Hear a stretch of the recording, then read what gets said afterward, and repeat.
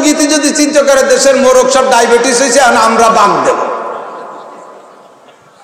মোরগের যে বাঘ, একই মুরগিতে হাজারো ইন্ডিয়া যাইয়ে গলা ওয়াশ করে আসলেও কি হবে?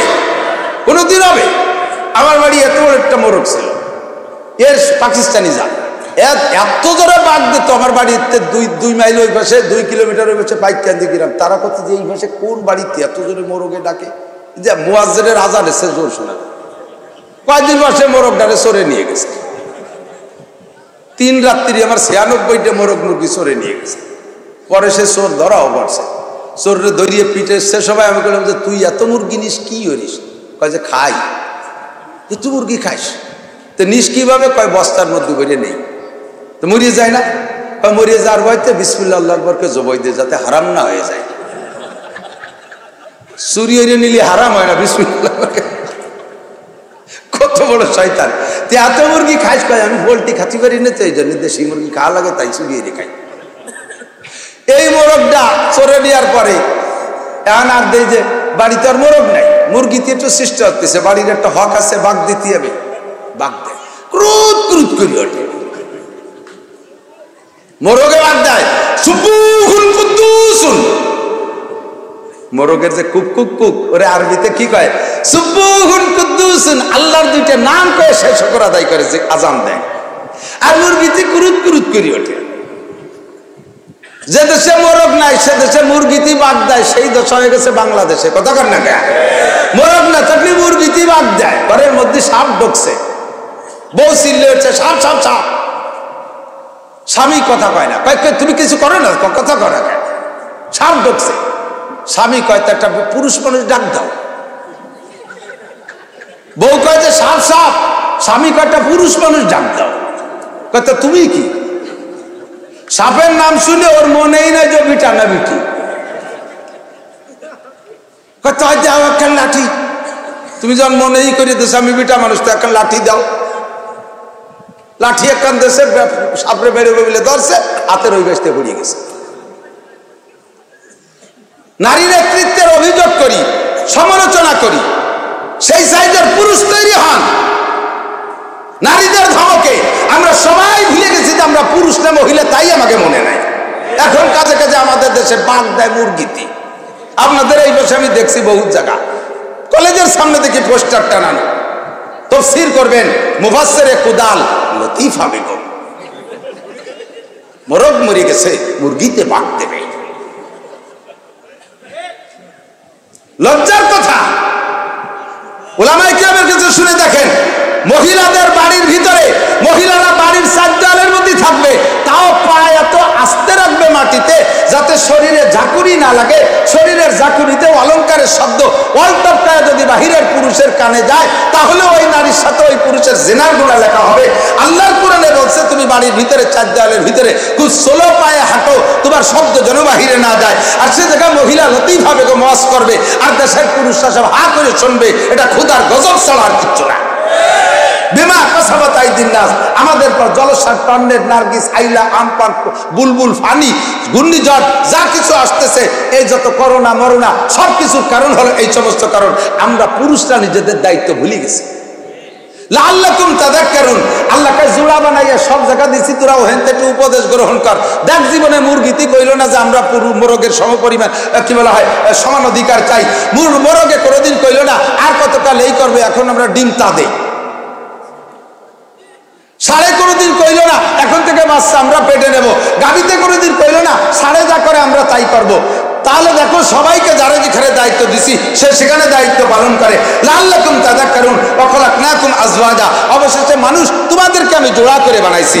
মানুষও জোড়া জোড়া, কথা বলেন, মানুষও জোড়া জোড়া। সর্বপ্রথম মানুষ আদম আলাইহিস সালামকে বানাইছে একা একা ভেস্তের মধ্যে রয়েছে, ভালো লাগে না। একা একা ভেস্তের মধ্যে ভালো লাগে না, মন খারাপ, হাসি খুশি নাই। জান্নাতের মধ্যে এত নিয়ামত, খুশি না। ঘুমাই গেছে জোহরের পরে, দুপুরের পরে ঘুমাইছে, আসরের আগে উঠছে, উঠে দেখে যে পাশে একটা মহিলা বসা। আল্লাহ তাআলা মিন জিলাইহিল আইসার, আদমের বাম পাজরে হাড্ডি নিয়ে হাওয়া আলাইহিস সালামকে বানাইয়া সুন্দর সাজাই গুছাইয়া শাড়ি চুরি পরাইয়া বসাইতেছে। ঘুমেতে উঠেই আল্লাহ তাআলা আধ্যাত্মিকভাবে আকর্ষণ তৈরি করে দিচ্ছে। সুন্দরী মহিলা দেখে আর কথা নাই বার্তা নাই, সেদিকে অগ্রসর হতে গেছে। জিবরিল আলাইহিস সালাম ঠেকাই দিয়েছে, আই আদম আলাইহিস সালাম থামেন, এত তাড়াতাড়ি হাত দিতে যেমনি কিটা না কিটা তার ঠিক আছে নাকি? আল্লাহ তাআলা রুহানি তাল্লুক নারী আর পুরুষের ভিতরে এভাবে সৃষ্টি করে দেয়। আদম আলাইহিস সালাম এর আগে তো কোনো মহিলা দেখে নাই, কতক্ষণ দেখছে? কোন মহিলার ভিতরে কি স্বাদ আছে তাকে উনি আগের থেকে অভিজ্ঞতা আছে, এই সর্বপ্রথম মহিলা দেখেই চলে গেছে। এটাই আল্লাহ তাআলা নারী আর পুরুষের ভিতরে আকর্ষণ তৈরি করে দিয়েছে। এই জায়গা থেকে বলতে হয় দোস্ত, আল্লাহ নবী বলে লা তালিজু আলাল মুগীবাত, এই যুবকরা আমার দিক তাকাও, পুরুষরা আমার দিক তাকান, লা তালিজু আলাল মুগীবাত, কখনো কোনো নারীকে নিয়ে নির্জন হবে না, কখনো কোনো নারীকে নিয়ে নির্জন হবে না। লা তালিজু আলাল মুগীবাত, একমাত্র স্ত্রী ছাড়া, একমাত্র স্ত্রী ছাড়া, ভালো করে বোঝেন, স্ত্রী ছাড়া। লা ইন শাকারতুম লা আযীদান্নাকুম, যে কয়টা নিয়ামতের কথা বলছি, বিশেষ করে স্বাধীনতার নিয়ামত, এটা সত্যই নিয়ামত কিনা? যদি নিয়ামত বোঝেন তাহলে শুকর আদায় করবেন সেভাবে। আর একবার পড়ি আলহামদুলিল্লাহ। স্বাধীনতা কত বড় নিয়ামত এটা আপনি জিজ্ঞেস করতে পারেন গাজার মুসলমানদের কাছে। ইসরায়েলের 4 দেওয়ালের ভিতরে উন্মুক্ত কারাগার, 42 কিলোমিটার লম্বা, 12 কিলোমিটার চওড়া, সম্ভবত আমাদের বাংলাদেশের একটা থানার সমান, বরঞ্চ তার চেয়ে কম জায়গা। 23 লক্ষ মানুষের বসবাস, চতুর্দিক দিয়ে বিশাল দেওয়াল দিয়ে আটকায় রাখছে। সম্পূর্ণ মাতুব্বারি কেরদারি সব চালাইতেছে ইসরায়েল। অবশেষে সামান্য একটা অজুহাতে মাইরে ধরে সব শেষ করে দিছে। কিছুই করার কায়দা নাই। পরাধীনতার অশান্তি কাকে বলে তাদের কাছে জিজ্ঞেস করলে পাওয়া যাবে। আমাদের পাশের রাষ্ট্র বার্মা, সেখানকার মুসলমানরা বুদ্ধদের কাছে পরাধীন, পিটায় পাটায় প্রায় 12 লক্ষ মুসলমানকে বাংলাদেশের ভিতরে ঢুকাই দিয়েছে। আপনারাও তৎকালীন যারা ছিলেন স্বাধীনতার পক্ষে বিপক্ষে আমি জানি না, আশা করি বাংলাদেশ স্বাধীনের পক্ষে সকলেই।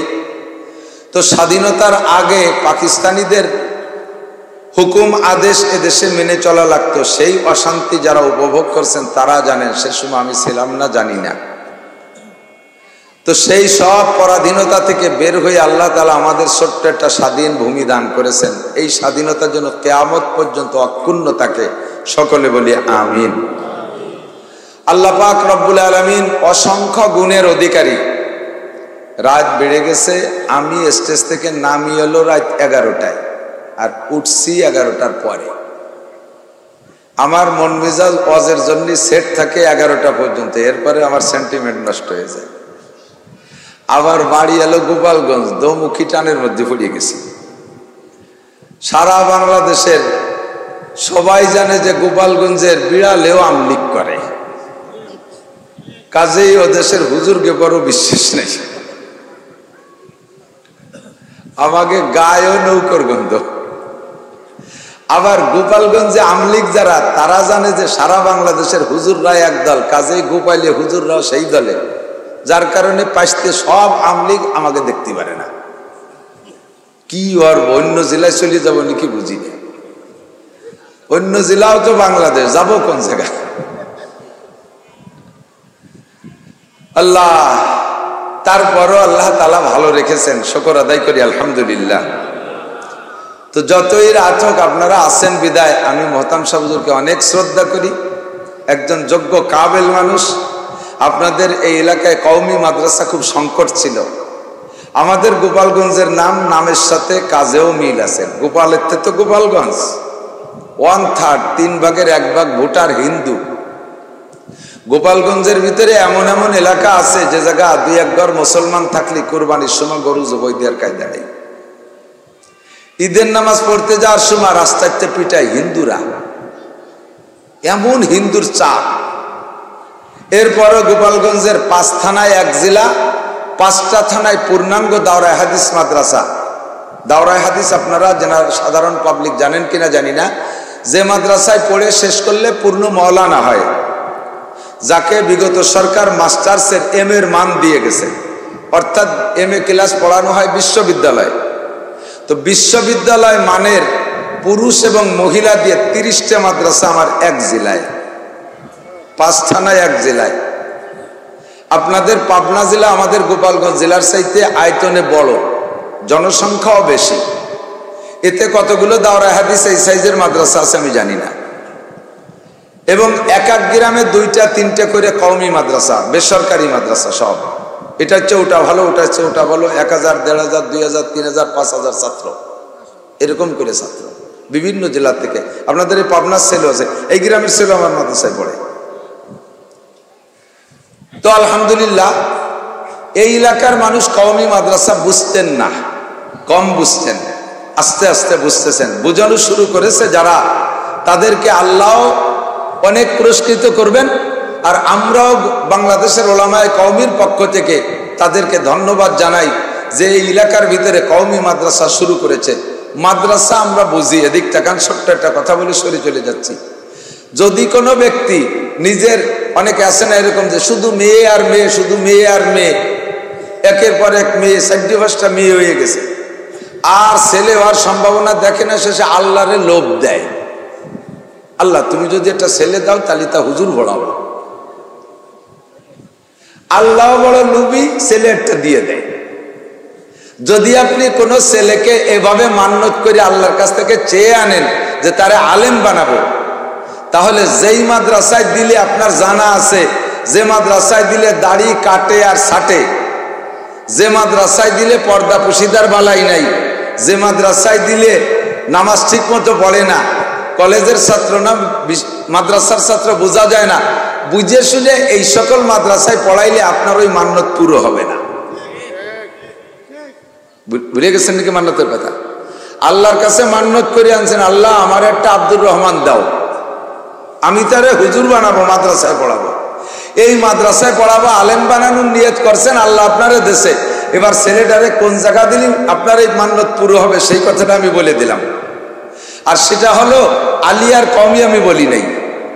যে মাদ্রাসায় দিলে সুন্নতি টুপি থাকে মাথায়, সুন্নতি চুল থাকে, সুন্নতি দাড়ি রাখে, কখনো দাড়ি ছাটে কাটে না, সুন্নতি পোশাক পরে, বেপর্দা করে না, নামাজ কালাম ঠিক মতো পড়ে, শুদ্ধ করে তিলাওয়াত পারে, আল্লাহর কোরআন অনুযায়ী আমল করে, যে মাদ্রাসায় দিলে ওই মাদ্রাসায় দিলেই আপনার মান্যত পুরো হবে। আপনাদের এই কাজিরহাট এই মাদ্রাসার ছাত্র, আমি বলবো না, আমি তো এসে একমাত্র ঘন্টা 2 আসছে দেখছি, আপনারা সবসময় দেখতেছেন। মাদ্রাসার ছাত্র বলে যে গুণগুলো বলছি, এই ছেলেদের ভিতরে তা আছে না নাই? একটু আপনারা সার্টিফিকেট দেন না, পয়সা লাগবে না। এদের মধ্যে আছে না নাই? এরা পাগড়ি পরে, এরা দাড়ি কাটে, কাটে বলে, এরা দাড়ি কাটে, দাড়ি ছাটে, চাষে, জুব্ব পরে, নামাজ পড়ে, ভিতরে যে দেখেন শেষ রাত্রে তাহাজ্জুদ পড়ে। আল্লাহু আকবার। তো আমি হুজুরকে ধন্যবাদ জানাই যে এমন একটা জায়গায় চতুর্দিক দিয়ে প্রতিকূল পরিবেশ, এর ভিতরে প্রতিষ্ঠান করা বড় কঠিন। প্রতিকূল পরিবেশে ইবাদত করলে আল্লাহ তাআলা বেশি খুশি হয়। বোঝা যায় কথা? অনুকূল পরিবেশে ইবাদত করা সহজ, অনুকূল পরিবেশে ইবাদত করা সহজ।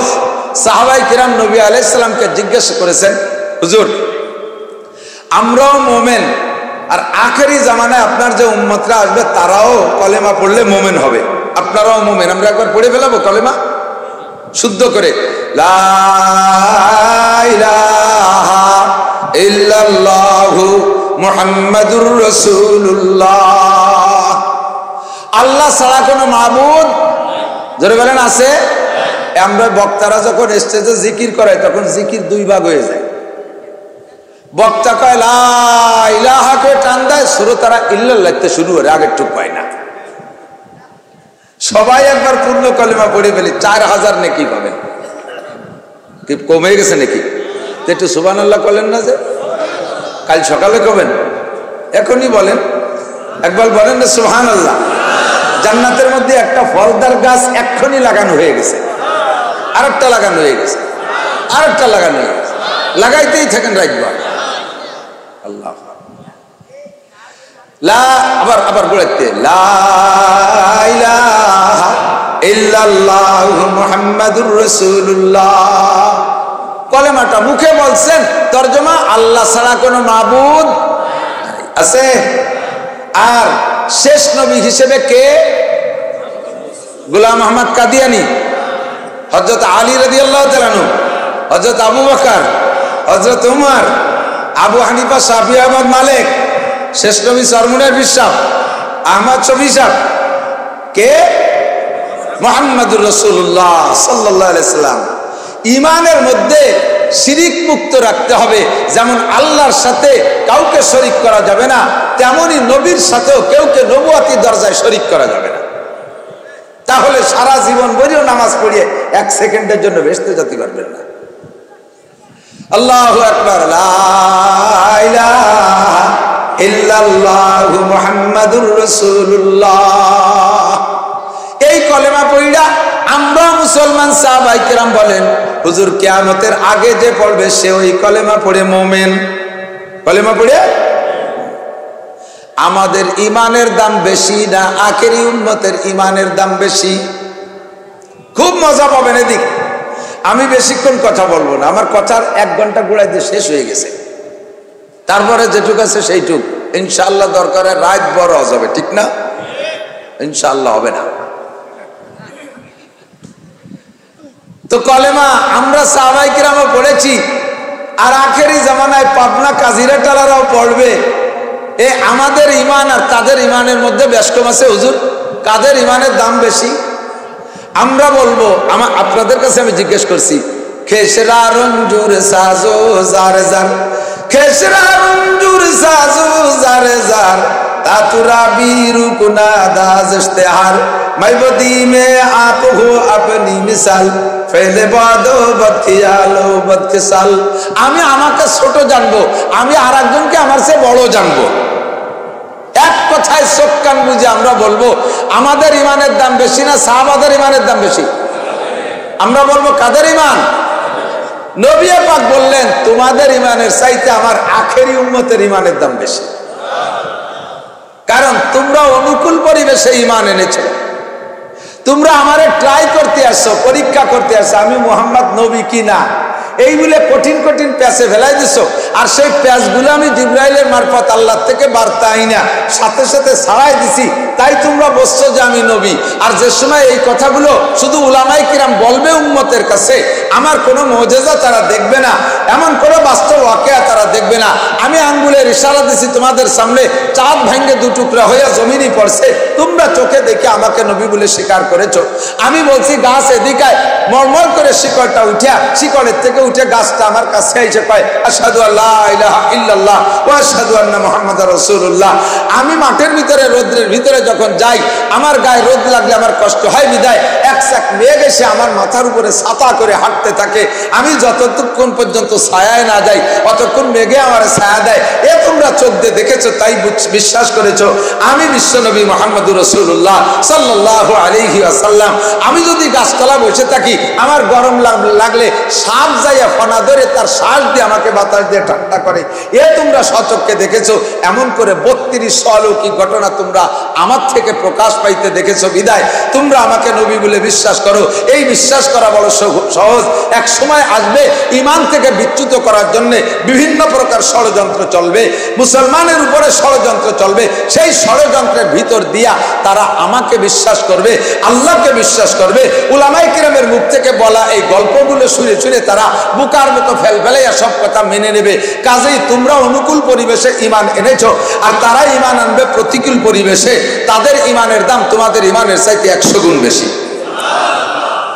আমাদেরকে আল্লাহ তাআলা পিছে ফেলাইয়া ঠগাই নাই, কতক্ষণ আমরা পিছে পড়িয়া ঠগি নাই।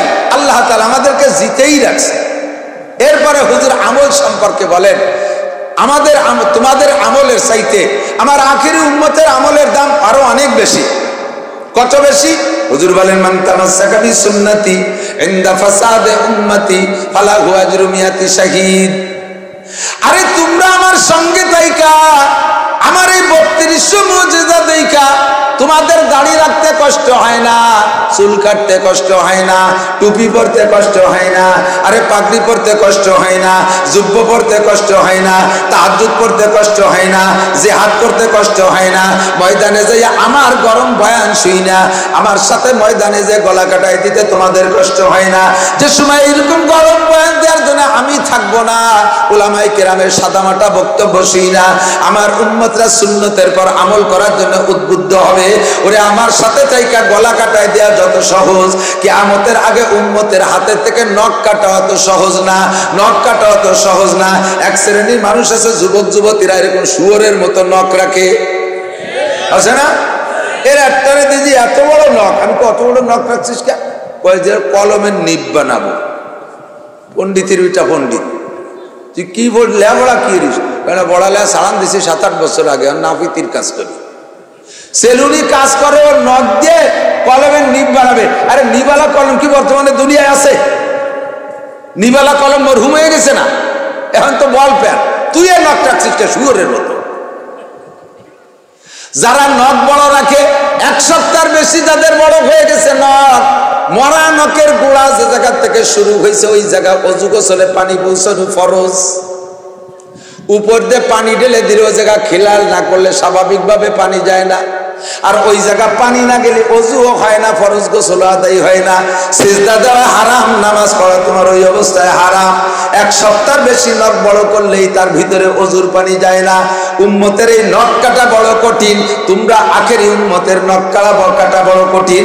তোমরা আমার সাথে তাইকা উহুদ বদর খন্দকে যাইয়া গলা কাটায় দেওয়া যত সহজ, ওই সময় নখ কাটা অত সহজ হবে না। কাজেই ওই সময় একটা সুন্নতের পর আমল করলে তোমরা আমার সাথে যারা উহুদ বদর খন্দকে যাইয়া যুদ্ধ করতে করতে কাফিরের হাতে তোমরা শহীদ হয়ে গেছো, তোমাদের মধ্যে যারা এই রকম শহীদের 100 শহীদের যেই নেকি আমার আখেরি উম্মতের একটা সুন্নতের বিনিময়ে তারে সেই নেকি দেয়া হবে। তোমরা আছো অনুকূল পরিবেশে, তারা আছে প্রতিকূল পরিবেশে। কতক্ষণ উম্মতের অলসতার কারণে অথবা অমুসলমানদের ষড়যন্ত্রের শিকার হইয়া সুন্নাতগুলো আমাদের থেকে বিলুপ্ত হয়ে যাচ্ছে। কথা কয় না? আমাদের অলসতা।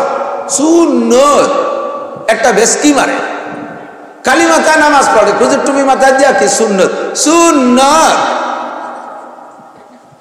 আবালের বেটা আবাল। সুন্নত তুই কি মনে করো? সুন্নত ছাড়তে ছাড়তে একেবারে ক্লিয়ার ফতোয়ার কিতাব, আমি মুফতি না, উলামায়ে কিরাম মুফতিয়ানে কিরামদের কাছে শুনে দেখেন, আমি ফতোয়ার কিতাব পড়েছি বহুত, আলহামদুলিল্লাহ। আমি মুফতি না, তারপরও বলে যাই, তারিকে সুন্নাত ফাসেক। সুন্নতকে যে রেগুলার ছেড়ে দেয় সে ফাসেক। সুন্নতকে রেগুলার বুঝে বুঝে ছেড়ে দিয়ে দেয় যে তারে কি কয়? একটু সবাই বলেন কি কয়? আরেকবার কন কি কয়? বলছেন সবাই কন কি কয়? আমি কেন কইলাম? কিয়ামতে যাতে আমার নামে মামলা দিয়ে আটকায় না দেন যে হুজুরে কই নেই, শুনি নেই। ফাসেক কারে কয় শুনবেন? ফাসেক রে কোন মোমেন সালাম দেওয়া জায়েজ নাই। মুসলমানের সন্তান নামাজ পড়ে, রোজা রাখে, হজ করছে, যাকাত দেয়, অথচ ফাঁকে ফাঁকে বড় বড় সুন্নাতগুলোকে ইচ্ছাকৃতভাবে সুন্নতে মুআক্কাদা আমল করে না, সুন্নতকে অবজ্ঞা করে, এরকম ফাসেক। ওই লোকটাকে সালাম দেওয়া জায়েজ নাই। আর সে যদি সালাম দেয় আপনাকে, তাহলে তার সালামের উত্তর না দিলি গুনাহ নাই, দিলি নেকি আছে। কত বড় ধিকৃত সুন্নত তরক করনেওয়ালা। তো তারিকে সুন্নত ফাসেক আর মুনকের সুন্নত কাফের। সুন্নত যে অস্বীকার করে, সুন্নত যে অস্বীকার করে আর সুন্নতকে যে তুচ্ছ করে, সুন্নতকে তুচ্ছ করা লোক আছে এদিক থেকে। ছেলেতে দাঁড়িয়ে রাখছে 25 বছরের ছেলে, আব্বাও তারে ঠাট্টা করে, তোর দিন বুড়ো বুড়ো দেয়া যায়। মাও তারে কয় তোর বাপ আজ সাবালে গেল না, তুই দাঁড়িয়ে রাখলি কেন? মানে ওর বাপ দাঁড়িয়ে রাখিনি বলে নাবালেক নাবালেক দেয়া যায়। এ ঠাট্টা করি নেই কোন? বৌতিও ঠাট্টা করে, যুবক স্বামী দাঁড়িয়ে রাখছে, বৌতি কয় তোমার আমার বড় চাচার মতো দেয়া যায়। তাহলে কি আর দাঁড়িয়ে রাখা যায় কোন? এই কথাগুলো বলার সাথে সাথে ওই লোকটা কাফের হয়ে যায়। দাড়িওয়ালাকে দেখলি ঠাট্টা করে কয় চাচা, আমার তো এখন পাকছে, এখন চাচা কলি মানায়। যে সময় কাঁচা ছিল দাড়ি সে সময় আমার দেই যে চাচা কয়, তো চেহারা দাড়ি যদি নাও রাখে তবু বয়সী মানুষ চেহারা দেখলে বোঝা যায় না। সে মিনিমাম আমার সে 15 বছরে বড়, আমারে কয় চাচা। আমি কই আমি চাচা না, আমি তো চাচা, তুই চাচা। তোর মুখে দাড়ি দেয় তুই চাইছি বলে তুই চাচা, আমি চাচা। মুসলমানদের অলসতার কারণে সুন্নত গুলো ভিতর থেকে বিলুপ্ত হতে থাকবে, অথবা মুসলমানদের ষড়যন্ত্রে সুন্নত থেকে মাহরুম করার জন্য। কারণ একটা সুন্নতের বিনিময়ে মুসলমান 100 শহীদের সওয়াব পেয়ে যাবে। এত বড় নেকি ইনকাম করা এটা মুসলমানরা সহ্য করতে পারে না। কথা বলেন ঠিক কি ঠিক না? আরে মুসলমান আপনারা আর কতটুকু লেখাপড়া জানেন? এই ধর্ম সম্পর্কে, ইসলাম ধর্ম সম্পর্কে ইহুদ নাসারা বড় বড় পণ্ডিত্য অর্জন করেছে। অনেক অনেক বড় পণ্ডিত আছে তাদের ভিতরে। ওরা জানে যে মুসলমানের নেকি হয় কিসে কিসে, ওই জায়গা তারা হাত দেছে। আরে টুপি বললে নেকি হয়, এই জন্য টুপিটা ঠিক মতো ভর্তি দেবে না। মুসলমান এখন টুপি ছাড়া নামাজ পড়বে না, টুপি তারা পড়বেই পড়বে। এবার টুপির পক্ষে সুন্দর করে বুঝাই দিয়া টুপির সাথে আর খানিক বাড়াই দিয়েছে। হ্যাঁ, মুসলমানদের টুপিটা বড় বড় উপকারী, এটা স্বাস্থ্যসম্মত। দেখেন স্বাস্থ্যসম্মতর প্রমাণ, যত মেডিকেল কলেজ হাসপাতাল আছে, যত হাসপাতাল আছে, যত ক্লিনিক আছে, সব জায়গায় নার্স ডাক্তারদের মাথায় ক্যাপ আছে, ঠিক না? কারণ চুলের গুড়াইতে জার্ম জীবাণু ঢোকে, এই জন্য ক্যাপ মাথায় দেয়। তাই আমাদের টুপি রে একেবারে খুলতি কইনি। হ্যাঁ, তোমাদের টুপিটা, তোমাদের মোহাম্মদ ভালো স্বাস্থ্যসম্মত বিজ্ঞানী লোক, উনি তোমাদের টুপি পড়তে বলছে, একটা ভালো কাজ করছে। তবে তবে তবে তোমাদের এই টুপি পরলে রোদের ভিতরে গেলে চোখে খরা লাগে, তাতে চোখ নষ্ট হয়। এই জন্য তোমাদের টুপির সাথে একটা বারান্দা লাগাও, ক্যাপ ক্যাপ। কি সুন্দর বুদ্ধি না, সুরসুরিয়ে বুদ্ধি না? এ নাম আনবে কিনা? বারান্দা লাগাতে তো খুঁটি লাগাতে, একটা খুঁটি কয় না, একটু শক্ত কাপড় দিয়ে বানাইতে, তাহলে খুঁটি লাগবে না। আমাদের বুদ্ধি দিছে কত সুন্দর। ভিতরে অপকৌশল কি জানেন?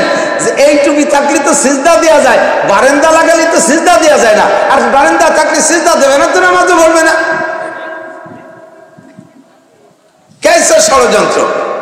আমরা মেসাক করি না? মেসাক, আমাদের এই মেসাকের বিশাল ফজিলত। 1 নম্বর হলো যেই ওক্ত নামাজ, মামুনরা কি পরিমাণ কথা কছে, এত বিচারা বসা রয়েছে, টেরি বাজ আছে না নাই। আরে মহিলারা যে জায়গা আমাকে গোপালগঞ্জে বাংলা কয়, 3 মিনিট যেখানে কলকাতা সে আগে।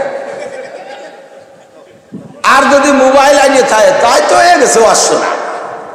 যদি আপনারা টাকা পয়সা দিতে আছে, তাই টাকা কটা দিয়ে দরকারে বাড়ি যান, তোর বউ কথা কইন না। মেসাক পুরুষরা একটু ব্যবহার করলেও মহিলাদের কাছে মেসাক নাই, ঠিক না? মেসাকের ফজিলত আগে কই, বাহ্যিক ফজিলত মেডিকেল সায়েন্সের ডাক্তারদের গবেষণা অনুযায়ী মেসাকের 1 নম্বর লাভ দাঁতের উপকার। তিক্ত গাছের ডাল দিয়ে মেসাক করলে পেটের হজমি শক্তি বাড়ে। তিক্ত গাছের ডাল দিয়ে রেগুলার মেসাক করলে চোখের পাওয়ার বাড়ে। আর কিছু না হোক এই 3টে লাভ। 4 নম্বর লাভ, রেগুলার তিক্ত গাছের ডাল দিয়ে মেসাক করলে যৌন ক্ষমতা বৃদ্ধি পায়। এই ডাক্তাররাই আবিষ্কার করেছে। মুহাম্মদ বহুত বড় ডাক্তার ছিল, নইলে এগুলো কেন শিখে, কিভাবে শিখাইল? এ হলো আমার শারীরিক লাভ। আর ইমানি আর আখিরাতের লাভ হলো, যোগ করে নামাজ পড়েন, তাহলে 1 ওয়াক্ত নামাজের বিনিময়ে 70 ওয়াক্ত নামাজের সওয়াব দেওয়া হবে। বিশাল ইনকাম। 2 নম্বর লাভ হলো, যারা রেগুলার ওযুতে মেসাক করিয়া নামাজ পড়ে, মরণের সময় ওই লোকটার কলেমা নসিব হবেই হবে। বলবেন না সুবহানাল্লাহ? মরণের সময় কলেমা নসিব হলে লাভ কি? হুজুর বলেন, মান কানা আখিরু কালামিহি লা ইলাহা ইল্লাল্লাহ ফাদাখালাল জান্নাহ। যেই লোকটার জীবনের শেষ কলেমা কইল লা ইলাহা ইল্লাল্লাহ, ও যেন বেহেশতে চলিয়াই গেল, বেহেশতে চলিয়াই গেল। আরে কিয়ামত কায়েম হওয়ার আগে, হাসর নাসরের আগে একজন মানুষের বেহেশতে যাবে না। তবে কবরে শান্তি আর শাস্তি আছে, 2টা জিনিসই আছে। যেই লোকটার মরণের সময় কলেমা নসিব হলো, ওর আখেরাতে হাসরের মাঠ কায়েমের পরে বেহেশতে যাইতে আর কোনো বাধা থাকবে না, বিনা হিসাবে জান্নাতে চলিয়ে যাবে। আর এই ফজিলতটা পাইলাম আমি মেসাক থেকে। যেই লোকটা নিয়মিত মেসাক করে নামাজ পড়বে ওই লোকটার জানাজার সময় 70,000 ফেরেশতা আল্লাহ তাআলা তার জানাজার জন্য পাঠিয়ে দেবে। এই ফজিলত থেকে বঞ্চিত করার জন্য এই পশ্চিমে মিডিয়া, পশ্চিমেরা আমাদের পিছনে লাগছে ষড়যন্ত্র নিয়ে, কাজে এই গাছের ডাল এ কাটতে কাটতে কয়েক ডাল দেশে এমনি গাছপালা থাকতেছে না, ইয়েদের তোমরা এতে কি হবে না, সবাই যদি এভাবে ডাল কাটতে তো গাছই থাকবে না। ওইসে তোমাকে জন্য আমি সুন্দর মেসাক বানাই দিচ্ছি, ব্রাশ ফায়ার করবা, ঘুমের থেকে উঠে ব্রাশ ফায়ার করবা, আর ক্লোজ আপ আর পেপসোডেন্ট দিয়ে দিলাম। সুন্দরী ডানাকাটা পরি টেলিভিশনের মধ্যে আছে, এক ঝাঁক ভেস্কি মেরে পড়ে, যুবকরা সব আত্মা কালায় তো উড়ি বাবা এদি হুর। তাদের সাথে এই পেপসোডেন্ট আর ক্লোজ আপ আর বিরাজ করা শিখাইতেছে। এই পেপসোডেন্ট ক্লোজ আপ আর ইত্যাদি দিয়ে এই বিরাজ দেখাইয়া মুসলমানের পকেটে থেকে মেসাক দূর করে দিয়েছে। কথা বলেন ঠিক ঠিক না? এটা তাদের অপর ষড়যন্ত্র। এক ষড়যন্ত্রের টুপিরে ক্যাপ বানাই দিছে, আর এক ষড়যন্ত্র মেসাক থেকে আমাদেরকে বিরাসে ঢুকাই দিছে। হাইসে উড়াই দিয়েন না, হাইসে উড়াই দিয়েন না। 70 টাকা ফরজ, তো 70 টাকা থেকে এই যে হুজুর রাজা পায়জামা ভরে মাজায় 3.5 অত ঢিল লাগে নাকি? তো প্যান্ট ভরলি হয়ে যায়। কি সুন্দর বুদ্ধি, পয়সা খরচ কম হলো। জামা গায়ে দিয়া ভরে, কি এত বড় নিচে মাজার নিচে একটু ঝুলোই রেহে লাভ কি, 60 পড়লি তো হলো।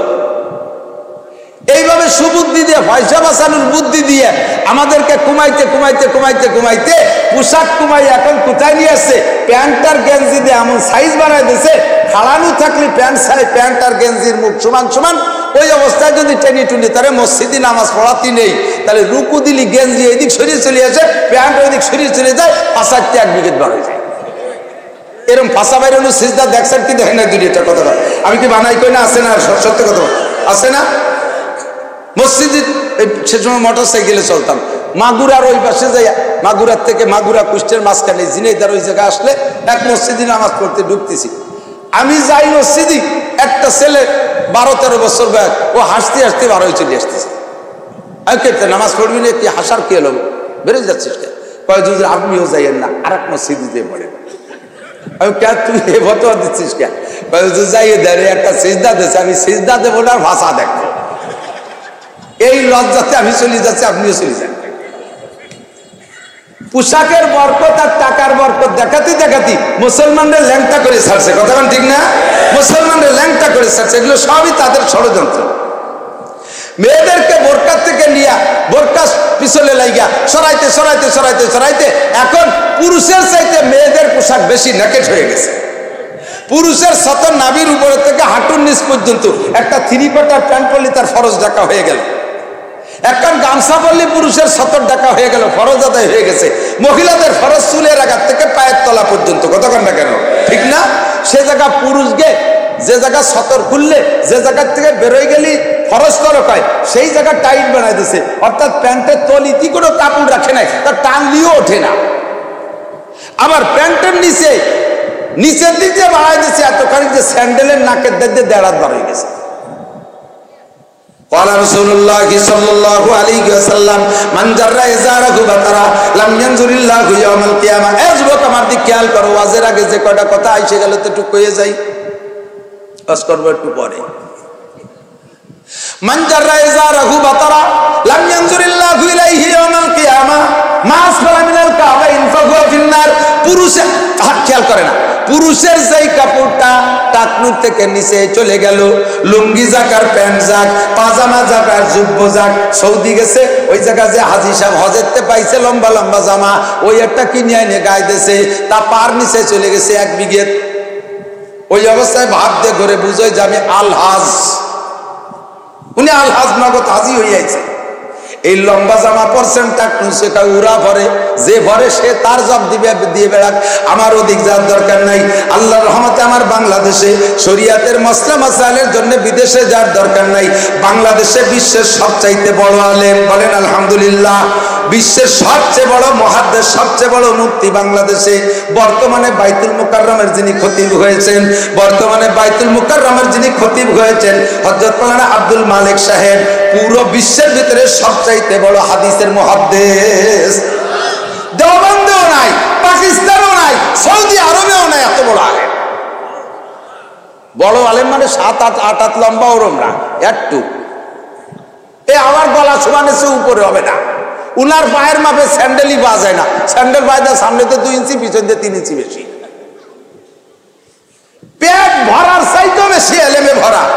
কাজেই ওই মসলা সৌদি আলারা কত বড় বললো ও আমার দেখার দরকার নাই। আমার কুরআন হাদিস বাংলাদেশে আছে, এখান থেকে যা পাইছি তাকলু শুয়ে যুবক, আজকে যে যদি তোমার প্যান্ট লম্বা থাকে বাড়ি যাইয়া কিছু না বলিও বটি দিয়ে কেটে কাটো। আপনাকে দেশে লুঙ্গি তৈরি হয়, এই জন্য লুঙ্গি সব আপনারা বড় বড় ভরবেন, একটু মেনে নেওয়া হবে না। লুঙ্গি ভর্তি ভর্তি 2600 টাকা দেবে লুঙ্গি, তার সতর ডাকে না। লুঙ্গি নামায় দেশে একেবারে বেনাফল বর্ডারের গুড়ায় নিয়ে বাঁধছে, আর ওদিকে নিচে দিয়ে একা রাস্তা বাড়িতে বেড়িতে রাস্তার ভূ গোবর সব সাফ করতে করতে রোড ক্লিনার। পুরুষরা এত লম্বা বললো, আর মহিলাকে পরায় স্কিন টাইট পাজামা, 3 কোয়ার্টার প্যান্ট ইত্যাদি ইত্যাদি আরো নোংরা পোশাক যা আছে, এগুলো সব পশ্চিমাদের ষড়যন্ত্র। কথা বলুন ঠিক কি ঠিক না? হুজুর বলেন এই মুহূর্তে যেই ব্যক্তি সুন্নতের পাবন্দি করে পোশাক পরবে, সুন্নতের অনুসরণে টুপি পরবে, সুন্নতের অনুসরণে দস্তরখানের ব্যবস্থা করবে, সুন্নতের অনুসরণ করে মেসাকের আমল করবে, সুন্নতের অনুসরণে দাড়ি আর মোছ কাটবে রাখবে, এই সুন্নতগুলো যারা আমল করবে আল্লাহ তাআলা তাকে প্রত্যেক এক একটা সুন্নতের বিনিময়ে 100 শহীদের সওয়াব দান করবে। আর আমার মুসলমানদের ইসলাম ধর্ম শুধু হাতে গোনা 4-5টার মধ্যে সীমাবদ্ধ না। আমাদের ইসলাম A to Z, বুঝে নাই? জন্ম থেকে মৃত্যু পর্যন্ত যাহা করিব তাহাই ইসলাম। আমার বাড়ির পাশে হিন্দু আছে, আমি এক হিন্দু, ভালো মোটামুটি লেখাপড়া জানে, একটু সাধু সাধু ভাব, মানে আপনাকে মধ্যে আমাকে মধ্যে যেমন আমরা হুজুররা, ওকে মধ্যে সাধু ঠাউররা একটু হুজুর কিলাসের। ওর একটারে ধরে কইলাম, আমাকে তো ইসলামের ভিতরে সব জায়গা ঘাটে ঘাটে দোয়া আছে, তোকে এইসব জায়গা কি কি দোয়া আছে কদি? আমাকে পায়খানায় যাওয়ার সময় বাইরে থাকতে একটা দোয়া আছে না? পড়েন পড়েন। ওই যে বেগে পায়খানা আছে দোয়া পড়ার কথা মন দেয় না। হুজুর পায়খানা তো সহজে যাই নিয়ে, যখন বুঝি যে প্যান্ট লুঙ্গি নষ্ট হবে সেই সময় দোয়া পড়ার কথা মনেই থাকে না। বাহারহাল বাইরে থাকতে একটা দোয়া যদি পড়েন, কি দোয়া? আল্লাহুম্মা ইন্নী আউযুবিকা মিনাল খুবুসি ওয়াল খাবায়েস। এই দোয়াটা বাইরে থাকতে পড়ি। ভিতরে ঢুকবো আমরা কোন পা দিয়া? কয়েকটা আমল করেন না? আরে একবার আমি বলে থাকি মাঝে মাঝে, আজকে কথা অন্যদিক নেব, শরিয়াত তো তবিয়াত বানালে না। শরিয়াতকে যদি অভ্যাসে পরিণত করেন তখন আমল করতে বেগ পাইতে হয় না। কতক্ষণ মোটর সাইকেল প্রথম যে সময় চালানো শিখছেন সেই সময় তার সব কিছু মনে করি করে করা লাগছে না। তারপরে গিয়ার দিতে যাই আরো বন্ধ হয়ে গেছে, গিয়ার কমিয়ে যায়, বাড়াতে যায় কমিয়ে যায়, পিকআপ দিতে যে ব্রেক হয়ে যায়, এর উল্টো পাল্টা হয়নি। আর এখন যখন চালানো শিখে গেছেন অ্যাভেলেবেল, এখন আর কোনোটা মনে করা লাগে না। সময় মতো প্লাস ধরা হয়ে যায়, সময় মতো গিয়ার দেওয়া হয়ে যায়, সময় মতো হর্ন দেওয়া হয়ে যায়। ওদিকে কানে মোবাইল নিয়ে কথা করছে, আবার কাইতে এরকম বেহা হয়ে কাইতে মোবাইল নিয়ে কথা কয়, আবার গিয়ার হয়, ক্লাস হয়, ব্রেক হয়, সিগন্যাল হয়, সব হয়ে যাচ্ছে। কারণ এখন আপনার এই মোটরসাইকেল চালানো স্বভাবের সাথে সেট হয়ে গেছে। আপনার শরীয়তকে স্বভাবের সাথে সেট করেন, দাড়ি রাখাটারে স্বভাবের সাথে সেট করেন, তাহলে দাড়ি রাখলে আর চুল কবে না, খাই যাবে না। মোজ কাটারে স্বভাবের সাথে সেট করেন, তাহলে মোজ বড় হয়ে গেলে তারা বিরক্ত লাগবে। টুপি পরার স্বভাবের সাথে সেট করেন, তাহলে টুপি না পড়লে ভালো লাগবে না। নামাজ যাবে স্বভাবের সাথে সেট করেন, নামাজ না পড়লে ভালো লাগবে না। রোজাকে স্বভাবের সাথে সেট করেন, তাহলে রমজান আসলে রোজা রাখার জন্য আপনি পাগল হয়ে যাবেন। হজ করাকে আপনি স্বভাবের সাথে সেট করেন, একবার হজ করে আসার পরে পয়সা হলেই উমরায় যাওয়ার জন্য পাগল হয়ে যাবেন। জাকাত দিয়াকে স্বভাবের সাথে সেট করেন, তাহলে টাকা হইলে জাকাত না দিলে আপনার বিরক্ত লাগবে। কুরবানি করাকে স্বভাবের সাথে সেট করেন, তাহলে কুরবানির চাঁদ আসলে গরু না কিনে আর পারবেন না। পর্দা করার স্বভাবের সাথে সেট করেন, তাহলে বেপর্দা অবস্থায় মহিলা বাইরে যাইতে পারবে না। কথা বলেন ঠিক ঠিক না? একই লজ্জা। আমার এক ছাত্রী ছিল মাদ্রাস মক্তবে, তখন পড়াইতাম, একটু বয়সী ও আছে, হুজুর আমার ইমান আছে। কিভাবে ইমান আছে বুঝলে? কয় যে আপনি গতকালকে যে হাদিস বলছেন ওই হাদিসের ভিত্তিতে আমি বুঝছি আমার ইমান আছে। কি হাদিস? আপনি বলছেন যার লজ্জা আছে তার ইমান আছে, যার লজ্জা আছে তার ইমান আছে। আল হায়াউ শুবাতুম মিনাল ঈমান, লজ্জা ইমানের অঙ্গ। শুনছেন না? লজ্জা ইমানের অঙ্গ। তাহলে সেই হিসেবে আমার ইমান আছে, আমারও লজ্জা আছে। কি লজ্জা? বা আমার বোরকা পরতে লজ্জা করে।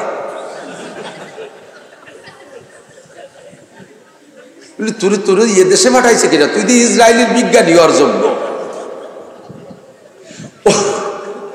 ওর ইমান আছে বলে বোরকা ভর্তি লজ্জা করে। লজ্জা যার আছে তার ইমান আছে, ওর একটু লজ্জা আছে। সে লজ্জাটা কি লজ্জা? এটা কি ইমানের লজ্জা না বেঈমানের লজ্জা?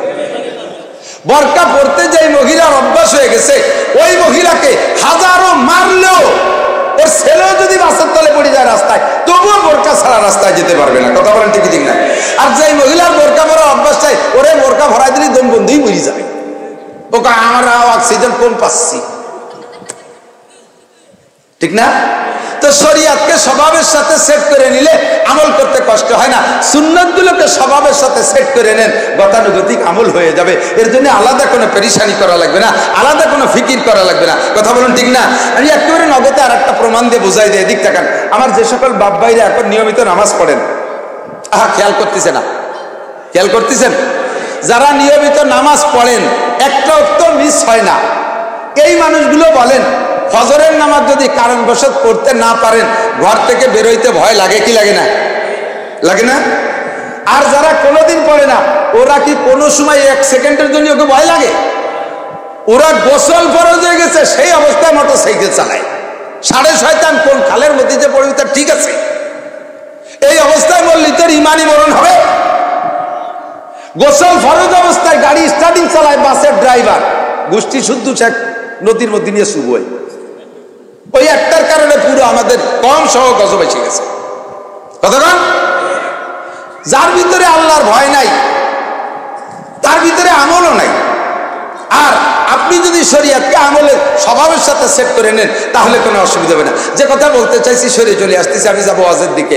আল্লাহ নবী বলেন, তোমরা অনুকূল পরিবেশে ইবাদত করো, আর আমার আখেরি উম্মত প্রতিকূল পরিবেশে ইবাদত করবে। সেই সময় তাদের ছোট্ট ছোট্ট আমলকে আল্লাহ তাআলা অনেক বড় করে দেখাবে। আল্লাহ অনেক বড় করে দেখাবে। এক একটা সুন্নতের বিনিময়ে 100 শহীদের সওয়াব পাওয়া যাবে। সুবহানাল্লাহ ভালো হয় না? আমি কি আর কোন জায়গায় একটু ভালো করে কল দি সুবহানাল্লাহ। আমি তো আপনাদের ওয়াজ শুনে শিখে গেছি, গতবার আমার মনে আছে। বক্তা একা ওয়াজ করতে পারে না, সাথে শ্রোতাকে সহযোগিতা লাগে, ঠিক না? বাড়ির মুরগিটা ডিম পাড়ে, মোরগের সাথে সাথে যায়, দেখছেন নাকি? ও যাইয়া ভাসে বসে কুটকুট কুটকুট শব্দ করে। মোরগে মুরগির ডিম পাড়ার ভাষে কি উপকার করতে পারে? কোনো কিছু পারে, তবুও ভাষাতে কুটকুট করে। ওরে হিম্মত দেয়, তুই পারতি থাক, আমি আসি। তো বক্তারা ওয়াজ করবে, শ্রোতারা একটু সুবহানাল্লাহ আলহামদুলিল্লাহ কইলে এই কুটকুটি হয়, একটু হিম্মত বাড়ে। জোরে কোন সুবহানাল্লাহ। তাহলে আমাদের এই অল্প নেকিতে, অল্প ইবাদতে আল্লাহ মোটা নেকি দিচ্ছেন, খুশি আছেন না? বলি আলহামদুলিল্লাহ। আমরা প্রতিকূল পরিবেশের থেকে এই কথাটা বেরিয়ে নিয়ে আসছি। আমার গোপালগঞ্জে মাদ্রাসা করার অনুকূল পরিবেশ, চট্টগ্রামে মাদ্রাসা করা অনুকূল পরিবেশ, সিলেটে মাদ্রাসা করা অনুকূল পরিবেশ। হুসাইন আহমদ মাদানী রহমাতুল্লাহ সিলেটে পড়াইছেন, হাজার হাজার লক্ষ উলামা ইকরাম। কুমিল্লা, নোয়াখালী, চট্টগ্রাম দিয়ে ঘরে ঘরে বাগা বাগা মুহাদ্দিস শাইখুল হাদিস, প্রত্যেক বাড়ি বাড়ি আলেম।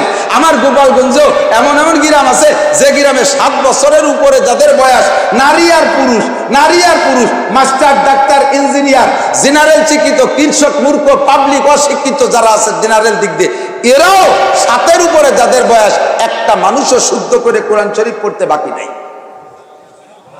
বুঝতে পারিনি আমি মনে হয় ওই গ্রামে একজন মানুষও কোরআন শরীফ পড়া শিখতে বাকি নাই, যাদের বয়স 7-এর উপরে। একটা গ্রাম বলে দেই, ইউটিউবে তার প্রমাণ। এবারও সেখানে মাহফিল করে আসছি। আপনারা নাম শুনেছেন, মুফতি হান্নানের নাম শুনছেন না? এর গ্রামের নাম হলো হিরণ, কুটালীপাড়া থানা।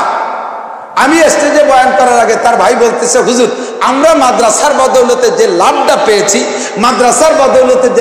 পেয়েছি, সেটা হলো আমার মাদ্রাসার ওসিলায় আমার গ্রামের 7-এর উপরে যাদের বয়স, একটা মানুষও নাই যে সে কোরআন শরীফ পড়তে পারে না, এবং তা শুদ্ধ করে পারে। মাঠের কৃষক, সেও শুদ্ধ করে কোরআন শরীফ পড়তে পারে। এটা মাদ্রাসার বদৌলত। কাজে আমার ওই গ্রামের থেকে এই গ্রামে 5 থেকে 700 মওলানা, শুধু কওমি মাদ্রাসার মওলানা এক গ্রামে। ঘরে ঘরে আমার গোষ্ঠীতে 50-60-র উপরে আলেম আছে। আমার গোষ্ঠীতে জেনারেল পাবলিক যে কজন, তার চেয়ে আলেম বেশি। আমার ওখানে নামাজ পড়া কঠিন না, আমার ওখানে হুজুর হওয়া কঠিন না, আমার ও জায়গা পাগড়ি পরা কঠিন না। কিন্তু যে এলাকায় মাদ্রাসা নাই, যে এলাকায় আলেম ওলামা কম, ওই এলাকার পাবলিকের দিয়ে পাগড়ি পরানো বড় কঠিন, ওই এলাকার পাবলিকের দিয়ে দান খয়রাত করানো বড় কঠিন। এর ভিতরে মাদ্রাসা করা বহুত বড় কঠিন ব্যাপার। হুজুরকে আল্লাহ তাআলা শক্তি দিয়েছে, সামর্থ্য দিয়েছে, সুন্দর একটা মাদ্রাসা করেছে। আমি তাকে আন্তরিকভাবে ধন্যবাদ জানাই, তাকে মুবারকবাদ জানাই। আল্লাহর খাস রহমত তার উপরে নাজিল হোক, তার ওসিলায় এলাকাটা হিদায়াতের নূরে নূরান্বিত হয়ে যাক। জোরে বলেন আমিন। যা বলতে চাইছি সেটা হলো, আল্লাহ পাক রব্বুল আলামিন আমাদেরকে ফিকির করার অর্ডার করেছেন। নবী পাক আমাদের ফিকির করার, ফিকির মানে চিন্তা গবেষণা, খুব লক্ষ্য করবেন। বেশিক্ষণ না, অল্পক্ষণের ভিতরে 2-4 কথা বলে মোনাজাত করে দেবো, বাড়ি যে খেয়ে দিয়ে শুয়ে থাকবেন ইনশাআল্লাহ। আল্লাহ পাক, নবী পাক বলেন তাফাক্কারু, ফিকির করো, গবেষণা করো, ব্রেন খাটাও, ফি খালকিল্লাহ, আল্লাহর সৃষ্টির ভিতরে গবেষণা করো। ওয়ালা তাতাফাক্কারু ফিল্লাহ, আল্লাহকে নিয়ে তুমি গবেষণা করো না। আজকেই ফেসবুকে দেখলাম জাকির নায়েককে ভারতের এক ঠাকুর জিজ্ঞাসা করেছে, তোমরা যাকে আল্লাহ বলো, ধরে না আমরা তাকে ভগবান বলি, তার আগে কেউ নাই, তাই সে সবাইকে আল্লাহ বানাইলো, আল্লাহকে কে বানাইলো? প্রশ্ন করে দিয়েছে, আল্লাহকে কে বানাইলো? আল্লাহ নবী বলেন ওয়ালা তাতাফাক্কারু ফিল্লাহ, তোমার ওই জায়গা মাথা নেওয়ার দরকার নাই। আল্লাহ যে কটটুক কত বড়, গণেশের মতো 10 কান হাত লাকি না আল্লাহ? জবাব কি দিয়েছে জাকির নায়েক? আমি দেখতে সময় পাইনি, প্রশ্নটা দেখেছি। ওদের গুমরাহির কারণই এইটা, শয়তান মানুষের মাথার ভিতরে যাইয়া এই সমস্ত কুবুদ্ধি দিয়ে মানুষকে পথভ্রষ্ট করে। আরে সবাই রে বানালো আল্লাহ, আল্লাহ রে বানালো কে? এইটাই হলো শয়তানের ফাইনাল ধোঁকা, শেষ ধোঁকা। আপনি সে সময় জবাব দেবেন, আমি সব কিছুর সৃষ্টিকর্তা আল্লাহকে মানি, আমার আল্লাহর ব্যাপারে শয়তান তুই দূর হ। বিনা দলিলে আল্লাহ এক। কথা বলেন বিনা দলিলে, এবং বিনা দলিলে আল্লাহ আছে। কথা বলেন আছে না নাই? আমার সেই ব্রেন নাই, আমার সেই বুদ্ধি নাই, আমার সেই যোগ্যতা নাই। আল্লাহ থাকে যে জায়গা, সে জায়গা যাওয়ার ক্ষমতা আমার নাই। আল্লাহ কতটুকু কত বড় এটা বোঝার বুদ্ধি আমার নাই। তবে আল্লাহ যে আছে তার হাজারো নিদর্শন আমার সামনে। সজার মে হাজার মে তেরি রঙ্গ বু হয়, যেদার দেখে তা হো ওদার তু হি তু হয়। নবী পাক বলেন ওয়াইলুল লিমান করাহা ওয়া লাম ইয়াতাফাক্কার ফিহা, যেই জাতি আল্লাহর কোরআন পড়ে অথচ গবেষণা করে না, আল্লাহ সৃষ্টি নিয়ে গবেষণা করে না, ওই জাতি ধ্বংস হয়ে যায়। কাজেই একটু গবেষণার ভিতরে ঢুকে পড়ি, সামান্য 2-4টে গবেষণা এদিক টাকান জবাব দেন। ও দোস্ত, আপনাদের দেশের খেজুর গাছ কেটে রস বের করে?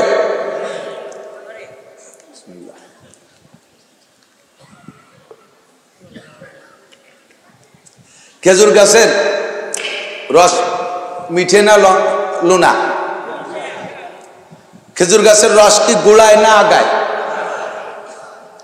খেজুর গাছের রস যে আগা পর্যন্ত নিল, এ কি উপর দিয়ে ঢুকছে না মাটিতে গেছে?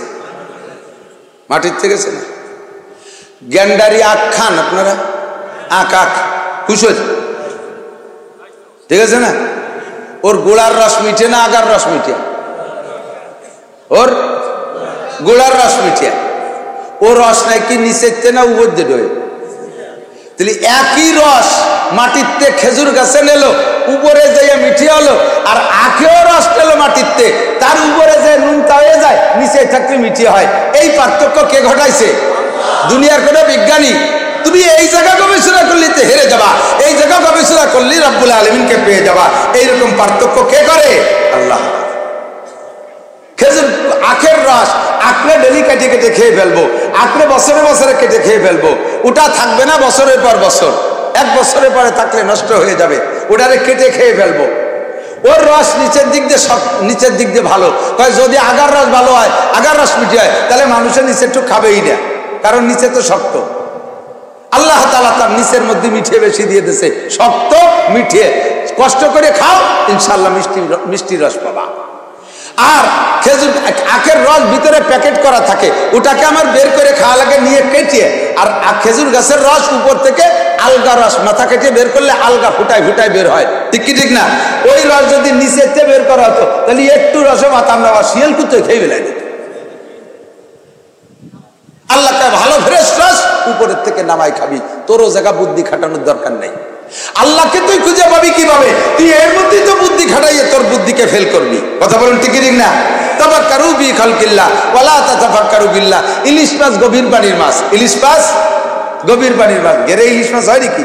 হ্যাঁ, ঘেরে ইলিশ মাছ হয়, তার নাম সিলভার কাপ। ইলিশ মাছ গভীর পানির মাছ, 60 হাত পানির তলে থাকে। এই 60 হাত পানির তলে ঠান্ডা জায়গার ইলিশ খাইয়া পেট গরম হয়, পেটের মধ্যেই খারাপ থেকে গরম হয়ে যায়। এই গরম পেট ঠান্ডা করে কি দিয়ে? 60 হাত উপরে নারকেল গাছের মাথার ডাব, সেই গরম জায়গার ডাব খাইয়ে সেই পেট ঠান্ডা করে। ঠান্ডা জায়গার ইলিশ খাইয়ে পেট গরম হয়, আর গরম জায়গার ডাব খাইয়ে সেই পেট ঠান্ডা হয়। এই কুদরত কার হাতে? তাফাক্কারু ফি খালকিল্লাহ, আল্লাহ সৃষ্টি নিয়ে ভাব, আল্লাহকে পেয়ে যাবি। আল্লাহরে খুঁজতে যে সেই পরিমাণ হাত তোর নাই, নাগালে পাবি না। আল্লাহ পাক রব্বুল আলামিন বলেন কুল্লা শাইইন খালাকনা যাওজাইন, পজে চলে আসে এদিক তাকান, কুল্লা শাইইন খালাকনা যাওজাইন, ফিকিরে যান, আল্লাহকে সব জিনিসকে আমি জোড়া করে বানাইছি। এদিক তাকান, সব জিনিসকে আল্লাহ কি করে বানাইছে? জোড়া করে বানাইছে। কুল্লা শাইইন খালাকনা যাওজাইন, কুরআন শরীফের আয়াত। লাআল্লাকুম তাযাক্কারুন, আমার মা বোনরা খেয়াল করবেন, আমার বাবাইরা খেয়াল করবেন। আল্লাহ পাক বলেন কুল্লা শাইইন খালাকনা যাওজাইন, সব জায়গা আমি জোড়া জোড়া করে বানাইছি। তুমি লক্ষ্য করে দেখো, যেদিকে তাকাবে সেদিকে জোড়া আছে। সূর্য আছে তো চন্দ্র আছে জোড়ায়, গ্রহ আছে তার জোড়ায় নক্ষত্র, আসমান আছে তার জোড়ায় জমিন আছে, রাত আছে তার জোড়ায় দিন আছে, আলো আছে তার জোড়ায় আধার আছে, ভালো আছে তার জোড়ায় মন্দ আছে, উপর আছে তার জোড়ায় নিচে আছে, সামনে আছে তার জোড়ায় পিছে আছে, ডাইনে আছে তার জোড়ায় ভালো আছে বামে আছে, আরে ষাঁড় আছে তার জোড়ায় গাই আছে, কতক্ষণ না কেন, মোরগ আছে তার জোড়ায় মুরগি আছে, কুত্তা আছে তার জোড়ায় কুত্তি আছে, আরে শুয়োর আছে তার জোড়ায় শুয়োর নিয়ে আছে। এমন করে যেদিকে দেখাবে সব দিকে তুমি জোড়া জোড়া পাইবা। এত সব জায়গা জোড়া বানাইলাম কেন? লাআল্লাকুম তাযাক্কারুন, যাতে তুমি সেখান থেকে উপদেশ গ্রহণ করতে পারো। কি উপদেশ গ্রহণ করব? আল্লাহকে যত জায়গা জোড়া বানাইছি, জোড়ার দুইটা দিকে দুই রকম দায়িত্ব দেওয়া আছে। সূর্য বানাইছি তার জোড়ায় চাঁদ, সূর্যের দায়িত্ব দিনের বেলা আলো দেবে। চাঁদরে বানাইছি তার জোড়ায় সে আলো দেবে রাত্রে, কথা বলুন ঠিক ঠিক না? ষাঁড় বানাইছি তার জোড়ায় গাভী বানাইছি, ষাঁড়ের দায়িত্ব দিছি তুমি প্রজনন ডিউটি পালন করবা, আর গাভীরের দায়িত্ব দিছি তুমি বছরে একটা বাচ্চা দিবা, ডেলি 3-5 কেজি 7 কেজি 10 কেজি করে দুধ দিবা। মোরগের দায়িত্ব দিছি তুমি প্রজনন ডিউটি পালন করবা, মুরগির দায়িত্ব দিছি তুই 1 সিল্লে 2 সিল্লে 3 সিল্লে পর্যন্ত ডিম পারবি। লাস্টে যে 20-22টা নিয়ে কাপে বসবি, ওই কয়টা নিয়ে কিছুদিন বসে থাকার পরে তার চেয়ে বাচ্চা ফুটবে, ওর থেকে কয়টা জবই দেখাবে, আবার কয়টা কায় পাইলে বসে মুরগি বানাবে। তোরে দায়িত্ব দিছি এই, তুই জীবনে কোনোদিন মোরগের দায়িত্বের কাছে যা নিতে চাবি না, মোরগে যা করে তুই কোনোদিন তা করবি না, ও করতে গেলে তুই পারবিও না, কথা কান্টি কি লিখ না? মোরগের যে দায়িত্ব মুরগিতে পারবে। অন্যটা বাদ দিলাম, কমপক্ষে আপনাদের দেশে শেষ রাত্রি বাঘ দেয়, বাদ দেয়া কয়তো মুরগিতে না মোরগে? মোরগে বাদ দেয় না। আর মুরগিতে যদি চিন্তা করে দেশের মোরগ সব ডায়াবেটিস হয়েছে, আর আমরা বাঘ দেব। মোরগের যে বাঘ, এ কি মুরগিতে হাজারো ইন্ডিয়া যাইয়ে গলা ওয়াশ করে আসলেও কি হবে? কোনোদিন হবে? আমার বাড়ি এত বড় একটা মোরগ ছিল, এর পাকিস্তানি জাত, এত জোরে বাঘ দিত। আমার বাড়িতে 2 মাইল ওই পাশে, 2 কিলোমিটার ওই পাশে পাইকান্দি গ্রাম, তারা কত যে এই পাশে কোন বাড়িতে এত জোরে মোরগে ডাকে যে মুয়াজ্জিনের আজান এসে জোর শোনা। কয়েকদিন পাশে মোরগ ডাকে সরে নিয়ে গেছে, 3 রাত্রি আমার 96টা মোরগ মুরগি সরে নিয়ে গেছে। পরে সে চোর ধরাও পড়ছে, চোরে ধরিয়ে পিঠে সে সবাই আমি বললাম যে তুই এত মুরগি নিস কি করিস? কয় যে খাই। তুই মুরগি খাইস তো নিস কিভাবে? কয় বস্তার মধ্যে করে নেই তো মরিয়ে যায় না? কয় মরিয়ে যাওয়ার ভয়তে বিসমিল্লাহ আল্লাহু আকবারকে জবাই দিয়ে যাতে হারাম না হয়ে যায়।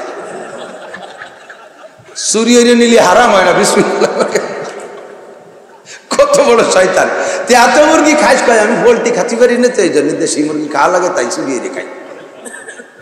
এই মোরগটা চড়ে নেওয়ার পরে এখন আর দেয় যে বাড়িতে আর মোরগ নাই, মুরগিতে একটু সৃষ্টি হতেছে, বাড়ির একটা হক আছে, বাঘ দিতে হবে, বাঘ দেয়, ক্রুত ক্রুত করি ওঠে,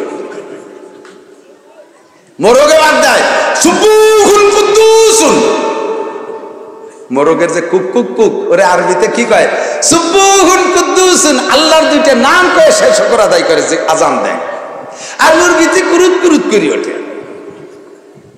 যে দেশে মোরগ নাই সে দেশে মুরগিতে বাঘ দেয়, সেই দেশ হয়ে গেছে বাংলাদেশে, কথা কর না? মোরগ না থাকলে মুরগিতে বাঘ দেয়। ঘরের মধ্যে সাপ ঢুকছে, বউ চিল্লে হচ্ছে সাপ সাপ সাপ, স্বামী কথা কয় না, কয় তুমি কিছু করো না, কথা কয় না, সাপ ঢুকছে। স্বামী কয় তো একটা পুরুষ মানুষ ডাক দাও। বউ কয় যে সাপ সাপ, স্বামী কয় একটা পুরুষ মানুষ ডাক দাও। কয় তো তুমি কি? সাপের নাম শুনে ওর মনেই নাই যে বিটা না বিটি। দাও একটা লাঠি, তুমি যখন মনেই করে দেশে আমি বিটা মানুষ, তো একটা লাঠি দাও। লাঠি একখান দেশে সাপড়ে বেরোবে বলে ধরছে, হাতের ওই বেসতে পড়িয়ে গেছে। নারী নেতৃত্বের অভিযোগ করি, সমালোচনা করি, সেই সাইজের পুরুষ তৈরি হন। নারীদের ধমকে আমরা সবাই ভুলে গেছি যে আমরা পুরুষ না মহিলা, তাই আমাকে মনে নাই। এখন কাজে কাজে আমাদের দেশে বাঘ দেয় মুরগিতে। আপনাদের এই বসে আমি দেখছি বহু জায়গা, কলেজের সামনে দেখি পোস্টার টানানো, তাফসীর করবেন মুফাসসিরে কুদাল লতিফা বেগম, মোরগ মরে গেছে মুরগিতে বাঘ দেবে। লজ্জার কথা। উলামায়ে কিরামের কাছে শুনে দেখেন, মহিলাদের বাড়ির ভিতরে, মহিলারা বাড়ির চার দেওয়ালের মধ্যে থাকবে, তাও পায় এত আস্তে রাখবে মাটিতে যাতে শরীরে ঝাঁকুনি না লাগে। শরীরের ঝাঁকুনিতে অলঙ্কারের শব্দ ওয়ালটপকায় যদি বাহিরের পুরুষের কানে যায়, তাহলে ওই নারীর সাথে ওই পুরুষের জিনার গুনাহ লেখা হবে। আল্লাহর কোরআনে বলছে তুমি বাড়ির ভিতরে চার দেওয়ালের ভিতরে খুব স্লো পায়ে হাঁটো, তোমার শব্দ যেন বাহিরে না যায়। আর সে জায়গায় মহিলা লতিফা বেগম ওয়াজ করবে, আর দেশের পুরুষরা সব হা করে শুনবে। এটা খোদার গজব ছাড়া আর কিচ্ছু না। বিমা কাসাবাত আইদিন নাস, আমাদের পর জলসার টন্নেট, নার্গিস, আইলা, আমপান, বুলবুল, ফানি, ঘূর্ণিঝড় যা কিছু আসতেছে, এই যত করোনা মরোনা সব কিছুর কারণ হলো এই সমস্ত কারণ। আমরা পুরুষরা নিজেদের দায়িত্ব ভুলে গেছি। লাআল্লাকুম তাযাক্কারুন, আল্লাহকে জোড়া বানাইয়া সব জায়গা দিছি, তোরা ওহেন থেকে উপদেশ গ্রহণ কর। দেখ জীবনে মুরগিতে কইল না যে আমরা মোরগের সমপরিমাণ কি বলা হয় সমান অধিকার চাই। মোরগে কোনোদিন কইল না আর কতকাল এই করবে, এখন আমরা ডিম তা দেই। সাড়ে কোনোদিন কইল না এখন থেকে বাচ্চা আমরা পেটে নেব। গাবিতে কোনোদিন কইল না সাড়ে যা করে আমরা তাই করব। তাহলে দেখো সবাইকে যারা যেখানে দায়িত্ব দিছি সে সেখানে দায়িত্ব পালন করে। লাআল্লাকুম তাযাক্কারুন ওয়া খালাকনাকুম আজওয়াজা, অবশেষে মানুষ তোমাদেরকে আমি জোড়া করে বানাইছি।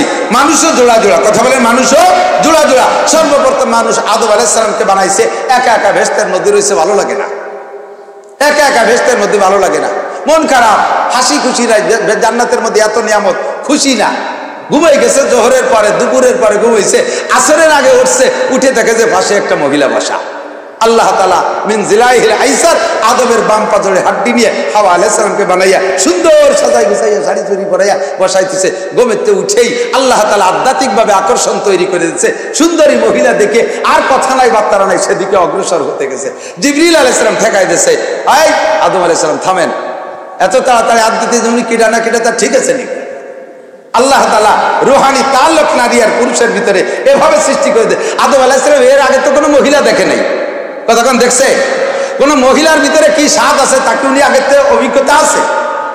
এই সর্বপ্রথম মহিলা দেখেই চলে গেছে। এটাই আল্লাহ তাআলা নারী আর পুরুষের ভিতরে আকর্ষণ তৈরি করে দিয়েছে।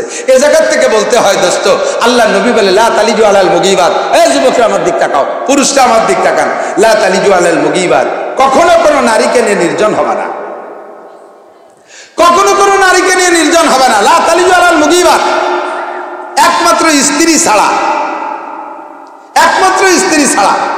ভালো করে বোঝেন, স্ত্রী ছাড়া কেজন হবে না। কাজে আব্বা মেয়েকে নিয়ে নো, বাপে মেয়েকে নিয়ে কি বলা হয় ছেলেতে মাকে নিয়ে নো হবে না। জামাই শাউরিকে নিয়ে নির্জনের লং সফর করবে, নো, যেতে দিও না। মামায় ভাগ্নিকে নিয়ে, চাচায় ভাতিজিকে নিয়ে, দাদায় নাতনিকে নিয়ে না যাইতে দিও না, অ্যাক্সিডেন্ট হয়ে যাবে।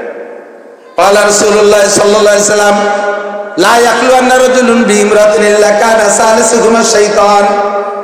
এ দুনিয়ার নারী আর পুরুষ শুনে নাও, any man everybody, any man everybody, কোন মানুষ নাই যে কোনো পুরুষ যে কোনো নারীকে নিয়ে নির্জন হলেই, যে কোনো পুরুষ যে কোনো নারীকে নিয়ে নির্জন হলেই তার মধ্যে 3 নম্বর জন হয় শয়তান, তৃতীয় জন চলে যায় শয়তান।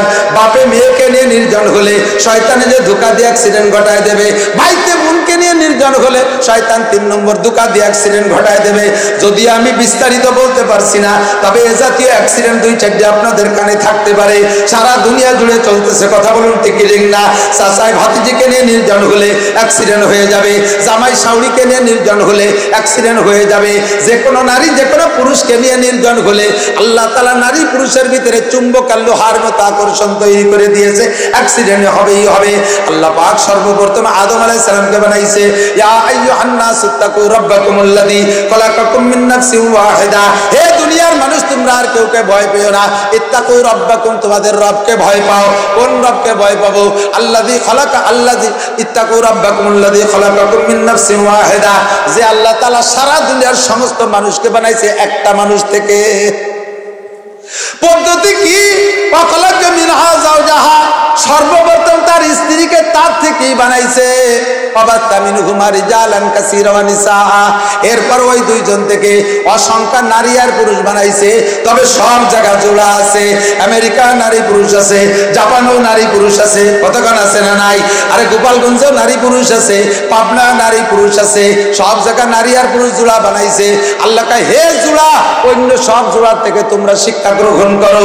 দেখো শুয়োরটাই যা করে শুয়োরনি তা করে না, কুত্তাটাই যা করে কুত্তি তা করে না, ষাঁড়টাই যা করে গাই তা করে না, মোরগটাই যা করে মুরগি তা করে না। কারণ এই পুরুষরা যা করবে নারীরা তা করবে না, নারীরা যা করবে পুরুষে তা করতে পারবে না। আর রিজালু কাওয়ামুনা আলান নিসা, পুরুষদেরকে বানাইছে নারীদের উপরে শক্তিশালী কইরা। তাদের বডি সাইজ বড়, তাদের গায়ে শক্তি বেশি, তাদের কণ্ঠ বেশি, তাদের গায়ে বল শক্তি বেশি, তাদের হাড় মোটা বেশি। কথা বলেন ঠিক ঠিক না? কাজেই বাহিরের যত শক্ত কাজ এগুলো করবে পুরুষরা। প্রেসিডেন্ট হবে পুরুষ, প্রধানমন্ত্রী হবে পুরুষ, স্বরাষ্ট্রমন্ত্রী হবে পুরুষ, পররাষ্ট্রমন্ত্রী হবে পুরুষ, মন্ত্রী পরিষদ সব হবে পুরুষ। আরে এমপি হবে পুরুষ, উপজেলা চেয়ারম্যান থাকবে পুরুষ, চেয়ারম্যান হবে পুরুষ, মেম্বার হবে পুরুষ, সেনাবাহিনী থাকবে পুরুষ, আরে বিডিআর থাকবে পুরুষ, নৌবাহিনী থাকবে পুরুষ, বিমান বাহিনী থাকবে পুরুষ, আনসার বাহিনী থাকবে পুরুষ, ব্যবসা বাণিজ্য করবে পুরুষ, ক্ষেত খামারে যাবে পুরুষ, গাড়ি চালাইবে পুরুষ, বিমান চালাবে পুরুষ, সব বাইরের কাজ পুরুষ করবে। নারীরা কি করবে? আল্লাহকে করনা ফি বুয়ুতিকুন্না ওয়ালা তাবাররাজনা তাবাররুজাল জাহিলিয়াতিল উলা। মহিলা তুমি আওয়াজও তোমার পর্দায় রেখো সর্বদা। গানের মেলায় আসর করে হইও না তুমি বেপর্দা, ওয়াজের মেলায় আসর করে হইও না তুমি বেপর্দা, হাট বাজারে আসর করে হইও না তুমি বেপর্দা, বাউল গানে আসর করে হইও না তুমি বেপর্দা, বাবার দরবারে খানকা জমাইয়া হইও না তুমি বেপর্দা। ওরে তোমার সব কিছু পর্দায় রাখো। তুমি বড় সম্মানী জাতি, তুমি বড় আল্লাহদের জাতি, তুমি থাকবা ঘরের ভিতরে বন্দী। তোমার দায়িত্ব আছে, তুমি প্রত্যেক 3 বছর পর একটা নেক সন্তান দিবা, 3 বছর পর শামসুল হক ফরিদ পড়ি দিবা, 3 বছর পর মুহাম্মদুল্লাহ হাফেজ দিবা, 3 বছর পর ফজলুল করিম স্যার মুনাফিস সাহেব দিবা, 3 বছর পর আহমদ কি বলা হয় আহমদ শফি সাহেব দিবা, 3 বছর পর শাইখুল হাদিস আল্লামা আজিজুল হক দিবা, আরে 3 বছর পর বঙ্গবন্ধু শেখ মুজিবুর রহমান দিবা, তার 3 বছর পর প্রেসিডেন্ট জিয়াউর রহমান দিবা, তার 3 বছর পর প্রেসিডেন্ট ইরশাদ দিবা, এর 3 বছর পর ইউনূস চাচারে দিবা। এইভাবে ভাগ্য করে ভালো ভালো দামি সন্তান তুমি দিবা। তুমি সব কিছুতে ব্রেক করে বড়ি খাইয়ে বসে থাকবা। আরে বড়ি খা গাই যেগুলো আছে, কিছু গাই আছে না যে বাচ্চা দেয় না, তারে কি করে ওয়াই কুরবানি দেয় আর না আলী গরুর সাথে আলে জুড়িয়ে দেয়। আল্লাহ কায় 3 বছর পর নেক সন্তান দিবি, তোর সম্মান ঠিক থাকবে, তোর ইজ্জত ঠিক থাকবে, ঘরে বসে খাবি তুই, বাহিরে তোর বেরোনোর দরকার নাই, তুমি মহিলা ইনকাম করে খাবা না। এই ভালো করে, অনেক পুরুষ আছে কি বলবো, আমাদের গোপালগঞ্জে বাংলায় কয় মাই দুও, বুঝলেন, অলস অলস, মানে নিজে কামাই করবে না, আগের থেকে হেরাম বাঁধতে বসে রয়েছে, বোর কামাই খাবে। এই জন্য লেখাপড়া একটু শিখে খায়। হুজুর দেখেন তো একটা মাস্টার মেয়ে পাওয়া যায় নাকি, অথবা র্যাব মাইয়ে, উনি বিয়ে করবেন। আমার তো কোনো চাকরি বাকরি হয় না, সরকার চাকরি দেয় না, বউটা একটু যদি কামাই করতে পারে তাহলে একটু জায়গায় বেশি খাতেই পারে। বোর কামাই যারা খাইছে ভিতরে যদি কেউ থাকে তারা একটু আলাদা আলাদা এক একজনের একটু অস করে দিয়ে। বোর কামাই যারা খায় তাদের মতো আর বিপদগামী কেউ নেই। বোর জাড়ি আরে কবার, বোর কামাই, বউ ঈদ বোনাস পাইছে, বেতন পাইছে 60,000 টাকা, স্বামীর নাই চাইলে নাও, এই সেই 60,000 টাকা দিয়ে বউ বাজার করতে যাবে ঈদ বাজার, স্বামী রে বানাইছে গাদা, বউতি কিনে কিনে দেয় আর গাদা তাই বয়। কতক্ষণ লাস্টের দিক দেখে আমার একটা লুঙ্গি কেনার দরকার, বউতি জাড়ি দেখে কা আমার 2টে ছায়া রয়েছে তাই ভরতে পারো না, বোর কামাই খাবি তাই ছায়া ভরবি না, তাই তো লুঙ্গি ভাবি কোয়ানে। ভালো করে মনে রাখেন, যদি মহিলা রাতে ইনকাম সোর্স থাকে, ওই মহিলা কখনো স্বামীর হায়াতের জন্য দোয়া করে না। 99%, 1% কেউ ভালো মানুষ থাকলে থাকছে, আমি জানি না। স্ত্রী যদি মাসে 10, 20, 50,000 টাকা কামাইয়ের ব্যবস্থা থাকে, তাহলে এর স্বামী বলে তার কোনো তোয়াক্কা নাই। ও মাইদু মরে বাসে যাওয়া দেশে কি আল্লাহর ফজলে স্বামীর অভাব আছে নাকি? আর যদি স্ত্রীর হাতে যদি ইনকাম সোর্স না থাকে, সে আল্লাহর কাছে 5 ওয়াক্ত নামাজের পর দোয়া করে, আল্লাহ এই যে জামাল কামাল লালটু বল্টু জুয়েল টুয়েল টুলু লুলু ডলি বলি এমা টামা গুটি খানিক এ থাকতে যদি ওই দামলাটা মরিয়ে যায় তাহলে আমি এ নিয়ে কি আর বানি, আল্লাহ তোমার ভাই ধরি এ কটা বড় আভুল তো ওদের বাসায় রাখ। স্বামী যদি স্ত্রী যদি অকর্মা হয়, তার ইনকাম সোর্স না থাকে, সে নামাজের পর দোয়া করে স্বামীর হায়াত বাইরে যায়। কতক্ষণ স্বামীর হায়াত, স্বামীর হায়াত বাড়ার জন্য 2টা শর্ত, একটা হলো এদিক তাকান, স্ত্রী যদি স্বামীকে ভালোবাসে তাহলে স্বামীর হায়াত বেড়ে যায়।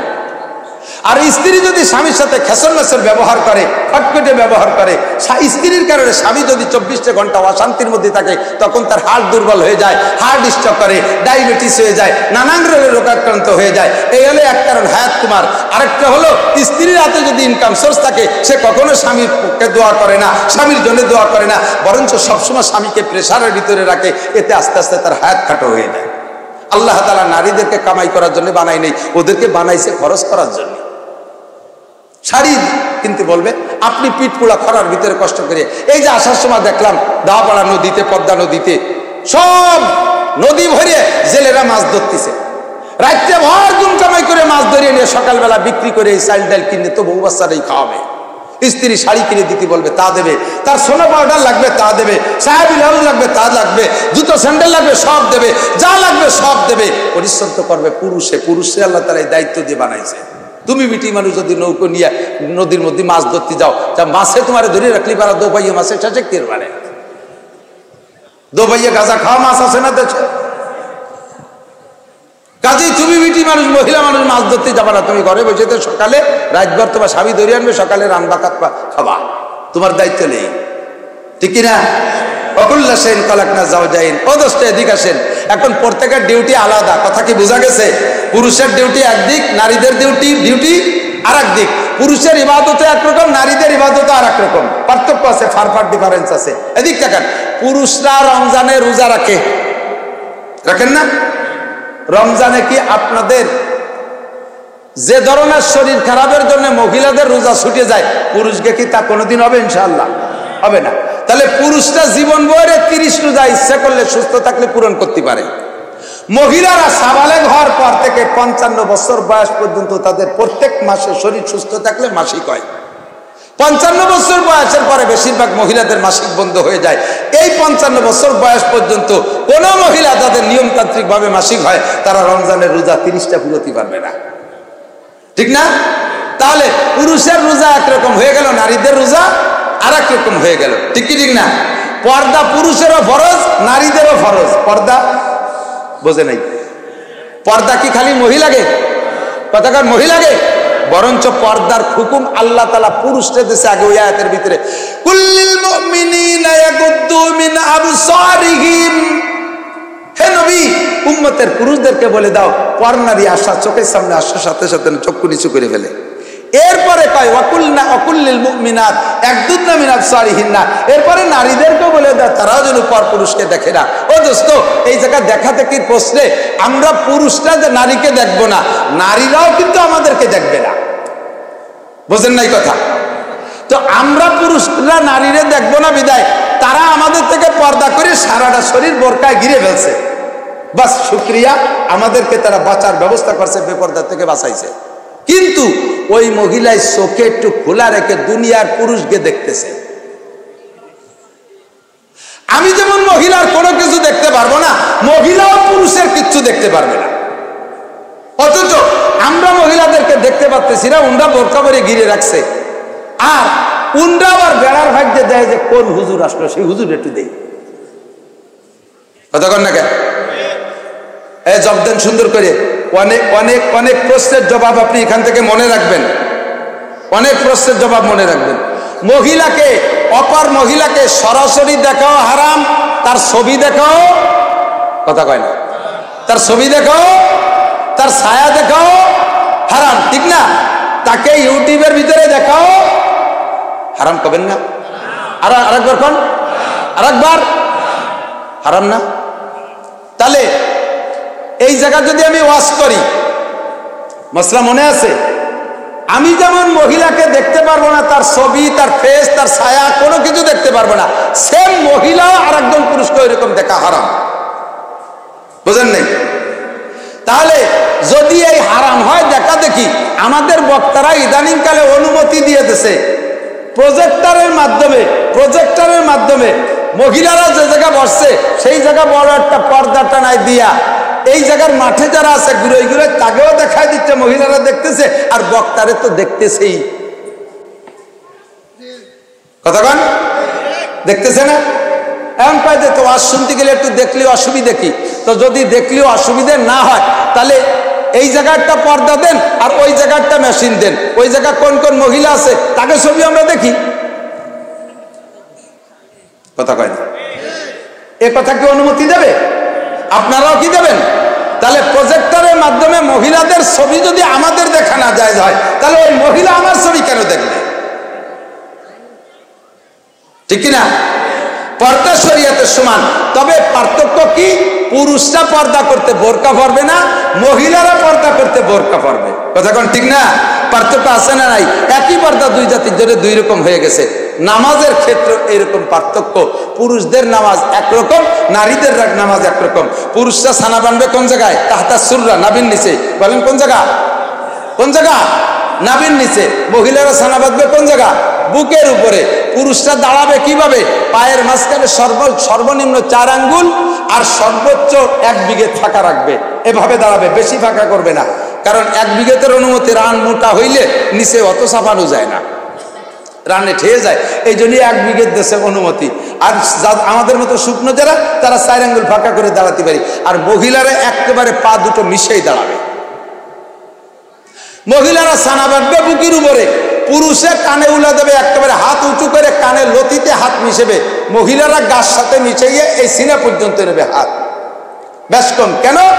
নামাজে দাঁড়াইলে এমনি সময় শয়তানে যতটুকু শয়তানি করে মানুষের বডি নিয়ে, নামাজে গেলে তার চেয়ে বেশি করে।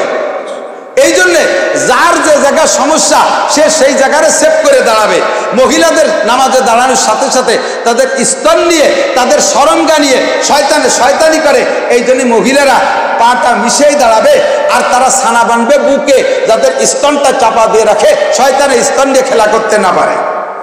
আর পুরুষের সরম হলো নাভির নিচে, এই জন্য হাতটা ছাড়িয়ে দেবে নাভির নিচে। পুরুষে এবার ছানা বাঁধে বুকি।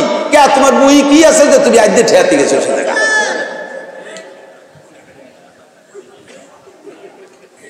কথা বল না কেন? ঠিক না? সব জায়গায় আল্লাহ তাআলা পার্থক্য করে দিয়েছে। পুরুষের রুকু দেবে টান টান হয়ে, মহিলার রুকু দেবে চাইপা। পুরুষের সিজদা দেবে টান টান হইয়া, মহিলারও দেবে মিশাইয়া। পুরুষরা বসার সময় বাম পা বিছাই দিয়ে ডাইন পা খাড়া রাখবে, মহিলারা 2টা পা ডাইন দিক দিয়ে বের করে দেবে। এভাবেই নবী আলাইহিস সালাম নামাজ শিক্ষা দিয়েছে। পার্থক্য আছে। পুরুষরা নামাজ পড়বে মসজিদে। বলেন কোন জায়গা? জোর হলো না? মসজিদে। কেন বলবেন? আপনাদের এই জায়গায় আমি ইন্টারভিউ নিলি 99% ফেল করবেন ইনশাআল্লাহ। আমি চেহারা দিকে টের পাচ্ছি। আলহামদুলিল্লাহ শুদ্ধ করে পড়তে পারবেন না। যারা মাদ্রাসায় পড়ে আলেমের কাছে কোরআন শরীফ পড়া না শিখছেন, তারা যত ভালো করে পড়েন আপনার কোরআন শরীফ পড়া শুদ্ধ না। আর নামাজ ভাঙার কারণ 19টা, তার ভিতরে 1 নম্বর নামাজে কেরাত অশুদ্ধ পড়া। নামাজে কেরাত, আপনারা যারা নামাজ পড়েন আপনাদের 99% পাবলিকের নামাজ কেরাত অশুদ্ধ। আর অশুদ্ধ কেরাত দিয়ে নামাজ পড়লে নামাজ হয় না। হয় নার মানে কি আবার একটু বুঝে নেন, আরো ভালো করে ব্যাখ্যা করে বুঝে নেন। নামাজ অশুদ্ধ কেরাত দিয়ে পড়ছেন, নামাজ হই নেই। এই হইনের মানে হলো নামাজ মোটেই না পড়লে যেমন 1 ওয়াক্তের বিনিময়ে 230 কোটি 40 লক্ষ বছর জাহান্নামে পোড়া লাগবে, নামাজ পড়ছেন কেরাত ভুলের কারণে নামাজ হয় নাই, তাতেও আপনাকে 230 কোটি 40 লক্ষ বছর পোড়া লাগবে। এবার পড়বেন না পড়বেন সেটা আপনার ব্যাপার। তোয়ায় আর বইয়ে লাভ কি? তোয়ায় শীতকাল আসতেছে আর পড়বই না, ওইটার নাম আর কি? ওইটার নাম আর কি? আমি তবুও বলতে পারবো না মিয়া যা আমারেন ভরেন দি, তাহলে আমার ভাষার সামলা থাকবে না। তুই তো সর্বনাশটা করে দিয়েছিস। তাহলে এবার কি করা লাগবে? শুদ্ধ নামাজ পড়া লাগবে। কতক্ষণ শুদ্ধ নামাজ?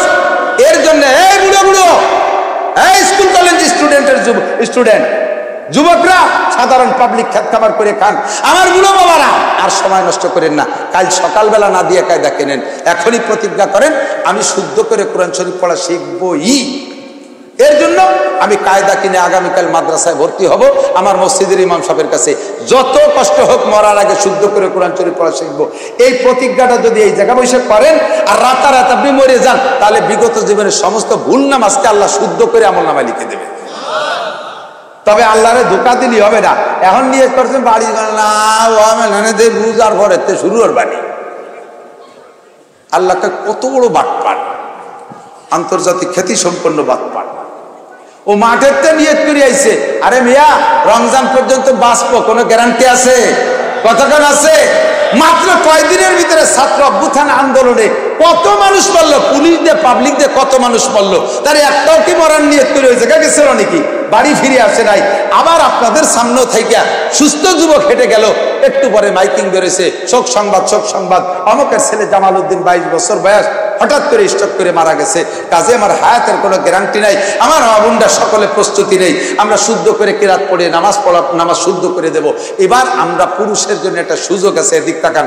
হাদিসে আছে মান কানা ফি সলাতি ইমামুন ফাকিরাতুল ইমাম লাহু কিরাতুন, যার নামাজে ইমাম আছে তাইতে ইমাম কিরাত জোরে পড়ুক আর আস্তে পড়ুক, ওই লোকটা ইমামের পিছনে নামাজ পড়লে তার কোনো কিরাত পড়া লাগবে না, সূরা ফাতিহা পড়া লাগবে না, কোনো সূরা পড়া লাগবে না, ইমামের কিরাতই তার কিরাত। কাজেই আমরা ফরজ নামাজের ব্যাপারে তো ইমামের পিছনে ইক্তেদা করে বেঁচে গেলাম, ঠিক না? কথা কয় না? তাহলে এই মহা বিপদ থেকে বাঁচতে হলে এখন থেকে আমরা নামাজ কি একা একা ঘরে আর দোকানে আর রাস্তাঘাটে পড়বো না মসজিদই পড়বো? একটু নিয়ত করেন কোন জায়গা পড়বো। যত কষ্ট হোক ওদিকে লাভ কি? এক তো এই লাভ যে অশুদ্ধ কিরাতের কারণে আপনার নামাজ হচ্ছিল না, ওইটি ইমামের গাড়ি চড়াই দিয়ে নামাজটা শুদ্ধ করে নিয়ে গেলেন। 2 নম্বরে 1 ওয়াক্তের বিনিময় 527 ওয়াক্ত নামাজের নেকি পাবেন। এখন মহিলারা কি করবে? মহিলারা মসজিদে যাবে না। হযরত ওমর ইবনে খাত্তাব আবু বকরের পর্যন্ত, আবু বকর পর্যন্ত মসজিদে নামাজ পড়ার না অনুমতি ছিল নারী পুরুষের সকলের। হযরত ওমর যখন খলিফাতুল মুসলিমিন, আয়েশা রাদিয়াল্লাহু তাআলা আনহার বাসা তো মসজিদে নববীর ভিতরে, সেই ঘরের মধ্যে রাসূলের কবর, সেই ঘরের ভিতরে তার বাপ আবু বকরের কবর, সেই ঘরের মধ্যে এক কোণায় একটু যারা থাকে সেই টুকির ভিতরে পরে ওমরের কবর হয়েছে। সেই আয়েশা ঘরের মধ্যেই থাকে মসজিদে নববীতে। আয়েশা এসে একদিন হযরত ওমরকে বলতেছে, খলিফাতুল মুসলিমিন, রাসূল তো নারী পুরুষ সকলকে মসজিদে আসার অনুমতি দিয়ে গেছে, তাই নামাজ পড়ে, কিন্তু এখন যদি রাসূল বেঁচে থাকতেন আমার বিশ্বাস মহিলাদেরকে মসজিদে আসতে হুজুর দিতেন না। কেন? আয়েশা কি হয়েছে? হুজুর আইসে দেখেন মসজিদই মহিলারা আইসে সাথে একটা বন্দুক নিয়ে আইছে,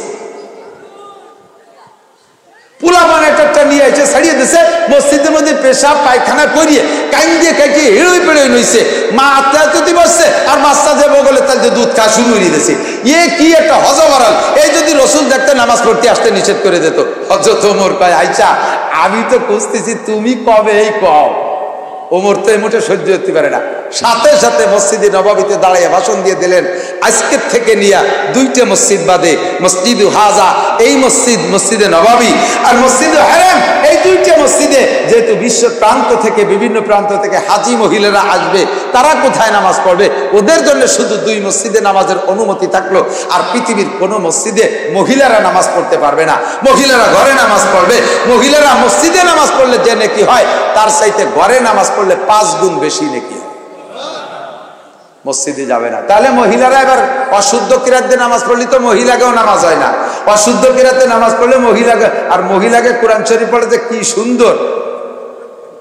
আমি মাঝে মাঝে একটু কয়ে থাকি, ইদানিং সালাম দিচ্ছি যে বিটিরা মহিলারা রাগ হয় যে হুজুর খালি আমাকে ব্যাঙ্গায়।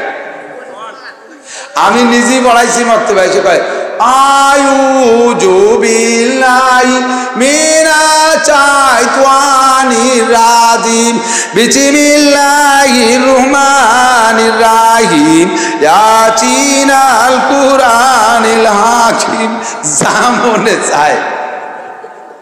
শয়তানও কয় যে এরকম তো কোরআন না, তুই কি বল?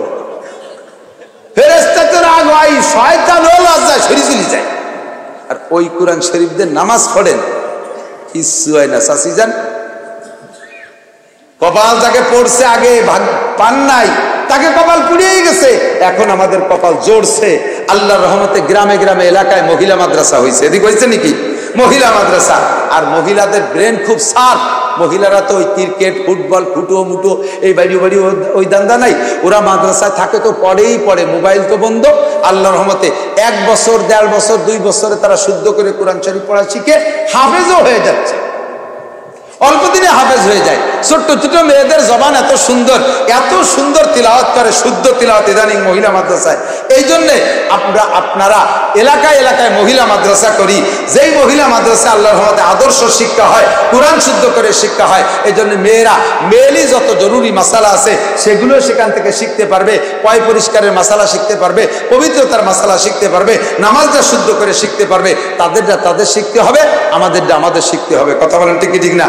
এখন আমরা এদিক থাকেন, আমরা পুরুষরা বয়স জায়গা হয়ে গেছে, আর মাদ্রাসায় ভর্তি হওয়ার বয়স থাকলেও কইয়ে লাভ নাই। কয় বাবা ও হয় না, পারা যাবে না, সহজে বেচতে যার কি উপায় আছে তাই কব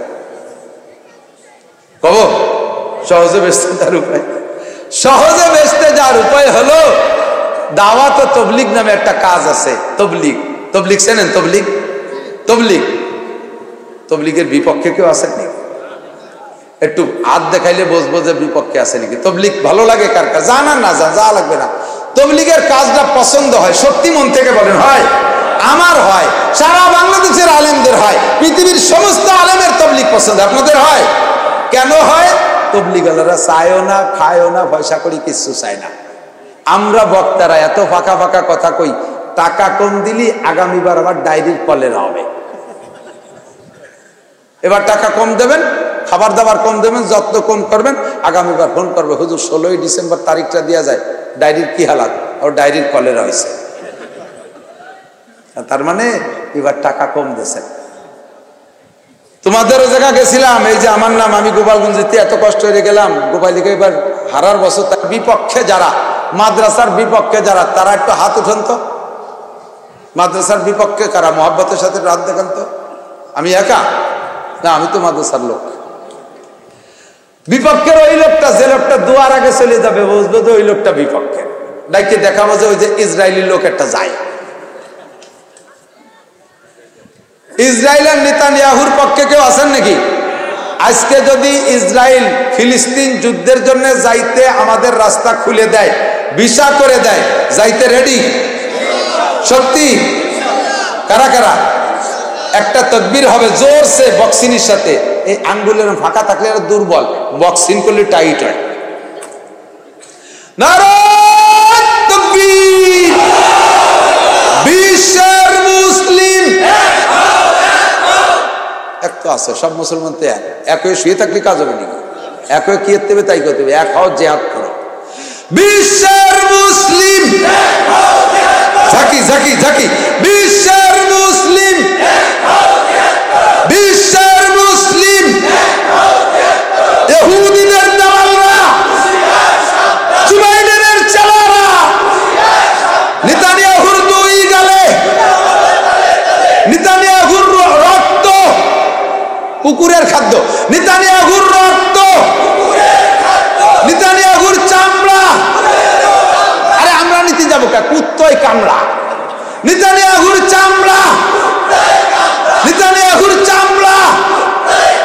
নারায়ে তাকবীর! আল্লাহ কবুল করুক বলেন আল্লাহ। এবার একটু রাজনীতি করি, কষ্ট পাবেন।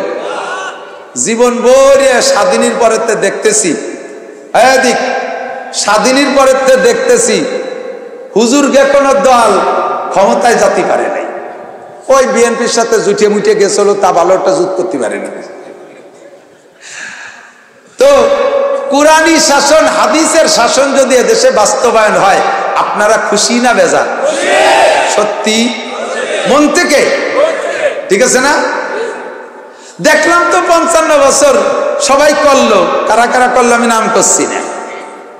আপাতত নিউট্রাল, এখন ফ্রি দেশ, সামনে নির্বাচন আসবে। আমরা এবার একটু কোরআনের বাতাস কেমন হয়, কোরআনী শাসন ব্যবস্থা হলে দেশের কি উন্নতি হয়, এটা একটু দেখার ইচ্ছা করি। কথা বলেন? রাজি আছেন তো ইনশাআল্লাহ? আর এতে ভালো হবে এ বিশ্বাস আছে? বিশ্বাস না হলে আমি একটা নগদ কারগুজারি শুনাই, তারপরেও বিশ্বাস না হলে আমিও টাকা দেব, আপনি কিছু গুছাইয়া আফগানিস্তান যে একটু দেখিয়ে আসেন। আফগানের ভিসা দিচ্ছে সরকার, আপনি একটু আফগান যান, যাইয়ে দেখে আসেন কোরআনের ন্যায্য শাসন সঠিক কোরআনের ধোঁকা না। আবার একদল আছে উপরে উপরে কোরআনের শাসন পায়, অথচ ভিতরে ভিতরে যে মন্দিরে যাইয়ে মুনাজাত করে, আছে না নাই কথা কর? ধোঁকাবাজির দরকার নাই, যা করবো তো করবো, মন্দিরের কাছেও যাবো না। আমার বাংলাদেশের 16 কোটি মুসলমান এক হইলে হিন্দুকে ভোটের আমার দরকারই নাই, কথা বল না কেন? কাজে আমার ও জায়গা গীতা পাঠ করার দরকার নেই, ছিয়ানিতে গজল গাওয়ার দরকার নেই, যা বলবো তা করবো, একেবারে সহি সিরাত ফ্রেশ কোরআনের শাসন হতে হবে। যদি তাই পান আফগানিস্তানের মতো পাবেন। আফগানিস্তান মাত্র 2 বছর আগে স্বাধীন হয়েছে। এই 2 বছর আগে তাদের জমিতে ডালিম গাছ ছিল, ও দেশে ফল ফ্রুটির দেশ, ডালিম গাছ ছিল। সেই সময় ডালিম গাছে একটা ডালিম 1 কেজি ডালিম হইতে 4টে ডালিম লাগতো, কয়টা? সেই গাছ রয়েছে, গাছ কেটে নতুন গাছ লাগাইনি। স্বাধীনের পরে যখন কুরআনী আইন বাস্তবায়ন হয়ে গেছে আল্লাহর রহমতে সেই গাছের ডালিম, সেই গাছই রয়েছে, গাছও পাল্টাইনি রে আল্লাহ। সেই ডালিম, গাছের ডালিম এখন 1 ডালিমে 1.5 কেজি, 1 ডালিমে 1.5 কেজি, গাছ পাল্টাই নেই। 4 ডালিমে 1 কেজি হতো, 1 ডালিমে 1.5 কেজি। কুরআনী আইন যদি বাস্তবায়ন হয়, বাংলার জমিনের চাইতে পৃথিবীতে এত সুন্দর মাটি পৃথিবীর কোনো দেশে নাই। এদেশের মাটি সোনার চাইতে খাঁটি, কতক্ষণ? মাঠের থেকে ধান মাথায় করে বাড়ি আসি, জড়িয়ে পড়ে যায় রাস্তায়, পানি লাগলে নিজে নিজে গজায় যায়। ছাগলে গরুতে খেয়ে না ফেললে ওই গাছের গোড়ায় দিয়ে আরো 7টা গাছ হয়, প্রত্যেক গাছের মাথায় 1-1টা শীষ হয়। ফিকুল্লি সুম্বুলাতিন মিয়াতু হাব্বা, 1-1টা শীষে 100 করে ধান হয়। সার ওষুধ কীটনাশক কিচ্ছু দেওয়া লাগে না। গাছের থেকে বিচি পড়ে গাছ হয়ে যাচ্ছে, সেই গাছে হাজার হাজার আম হচ্ছে, কোনো সার ওষুধ দেওয়া লাগে না। এত সুন্দর মাটিতে কেন হবে না? কেন সার ওষুধ কীটনাশক দেওয়া লাগবে? কিচ্ছু লাগবে না। আল্লাহর রহমতে কুরআনী আইন যদি এদেশে বাস্তবায়ন হয়, নবীওয়ালা শাসন যদি এদেশে বাস্তবায়ন হয়, উমারের খিলাফত যদি এদেশে বাস্তবায়ন হয়, ইনশাআল্লাহ তাইতে আওয়ামী লীগেরা করুক তাও হবে রহমত, বিএনপি আলার মাধ্যমে হোক তাও আসবে রহমত, জামাতের মাধ্যমে হোক তাও আসবে রহমত। তবে যদি কেউ ধোঁকা দিয়ে আসতে চায় তাহলে রহমত পাবো না। বিগত সময় যে গজব ছিল তার চেয়ে বেশি গজবের মধ্যে পড়ে যাব। তখন হবে মুনাফিক, মুখে বলছো একটা, করছো আর একটা। মুখে বলছো কোরআন দেখাইয়া, ভোট নিয়ে তুমি মধু দেখাইয়া মদ খাওয়াইছো, মধু দেখাইয়া শাহাদ মুঝে দেখায়া শরাব মুঝে পেলায়া, শাহাদ মুঝে দেখায়া শরাব মুঝে পেলায়া। আমার কোরআন হাদিসের প্রলোভন দিয়া ভোট দিয়া আমার সাথে 2 নম্বরই 9 নম্বরই করে, এইটা হবে না। সহি কোরআনের শাসন চাই, কথা বলেন ঠিক না? এ যদি জামাত ইসলাম করে তাহলে আমরা একমত, এ যদি আওয়ামী লীগ করে তা আমরা একমত, এ যদি বিএনপি করে, আমার কথা হলো কোরআনই শাসন, কথা বলেন ঠিক ঠিক না? আল্লাহ তাআলা আমাদেরকে একটু নসিব করে বলেন আমিন।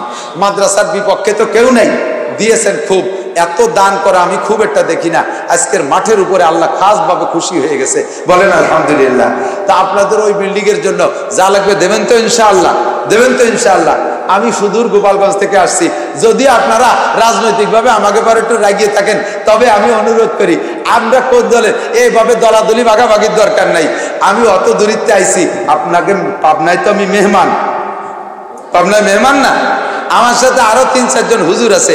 আমরা 3-4 জন হুজুর যদি বলি মাদ্রাসা হলো তো আমাদের এই পোলা এই আটা দিব ভাই, সাইনবোর্ড এখন গলায় দিয়ে টিভি এদিক, আমরা 3-4 মেহমান হুজুর যদি বলি যে আপনাদের কের বাড়ি একটু সকালে নাস্তা খাবো, সকালে খানা খাবো, খাওয়াবেন? কেউ আছেন? আমি সকালে আপনাদের বাড়ি আমরা 3-4 হুজুর নাস্তা খাবো। একটা মানুষ কি আছে পাবলিকদের ভিতরে যে খাওয়ানোর মতো আপনারা যে হুজুর আমি খাওয়াবো ইনশাল্লাহ?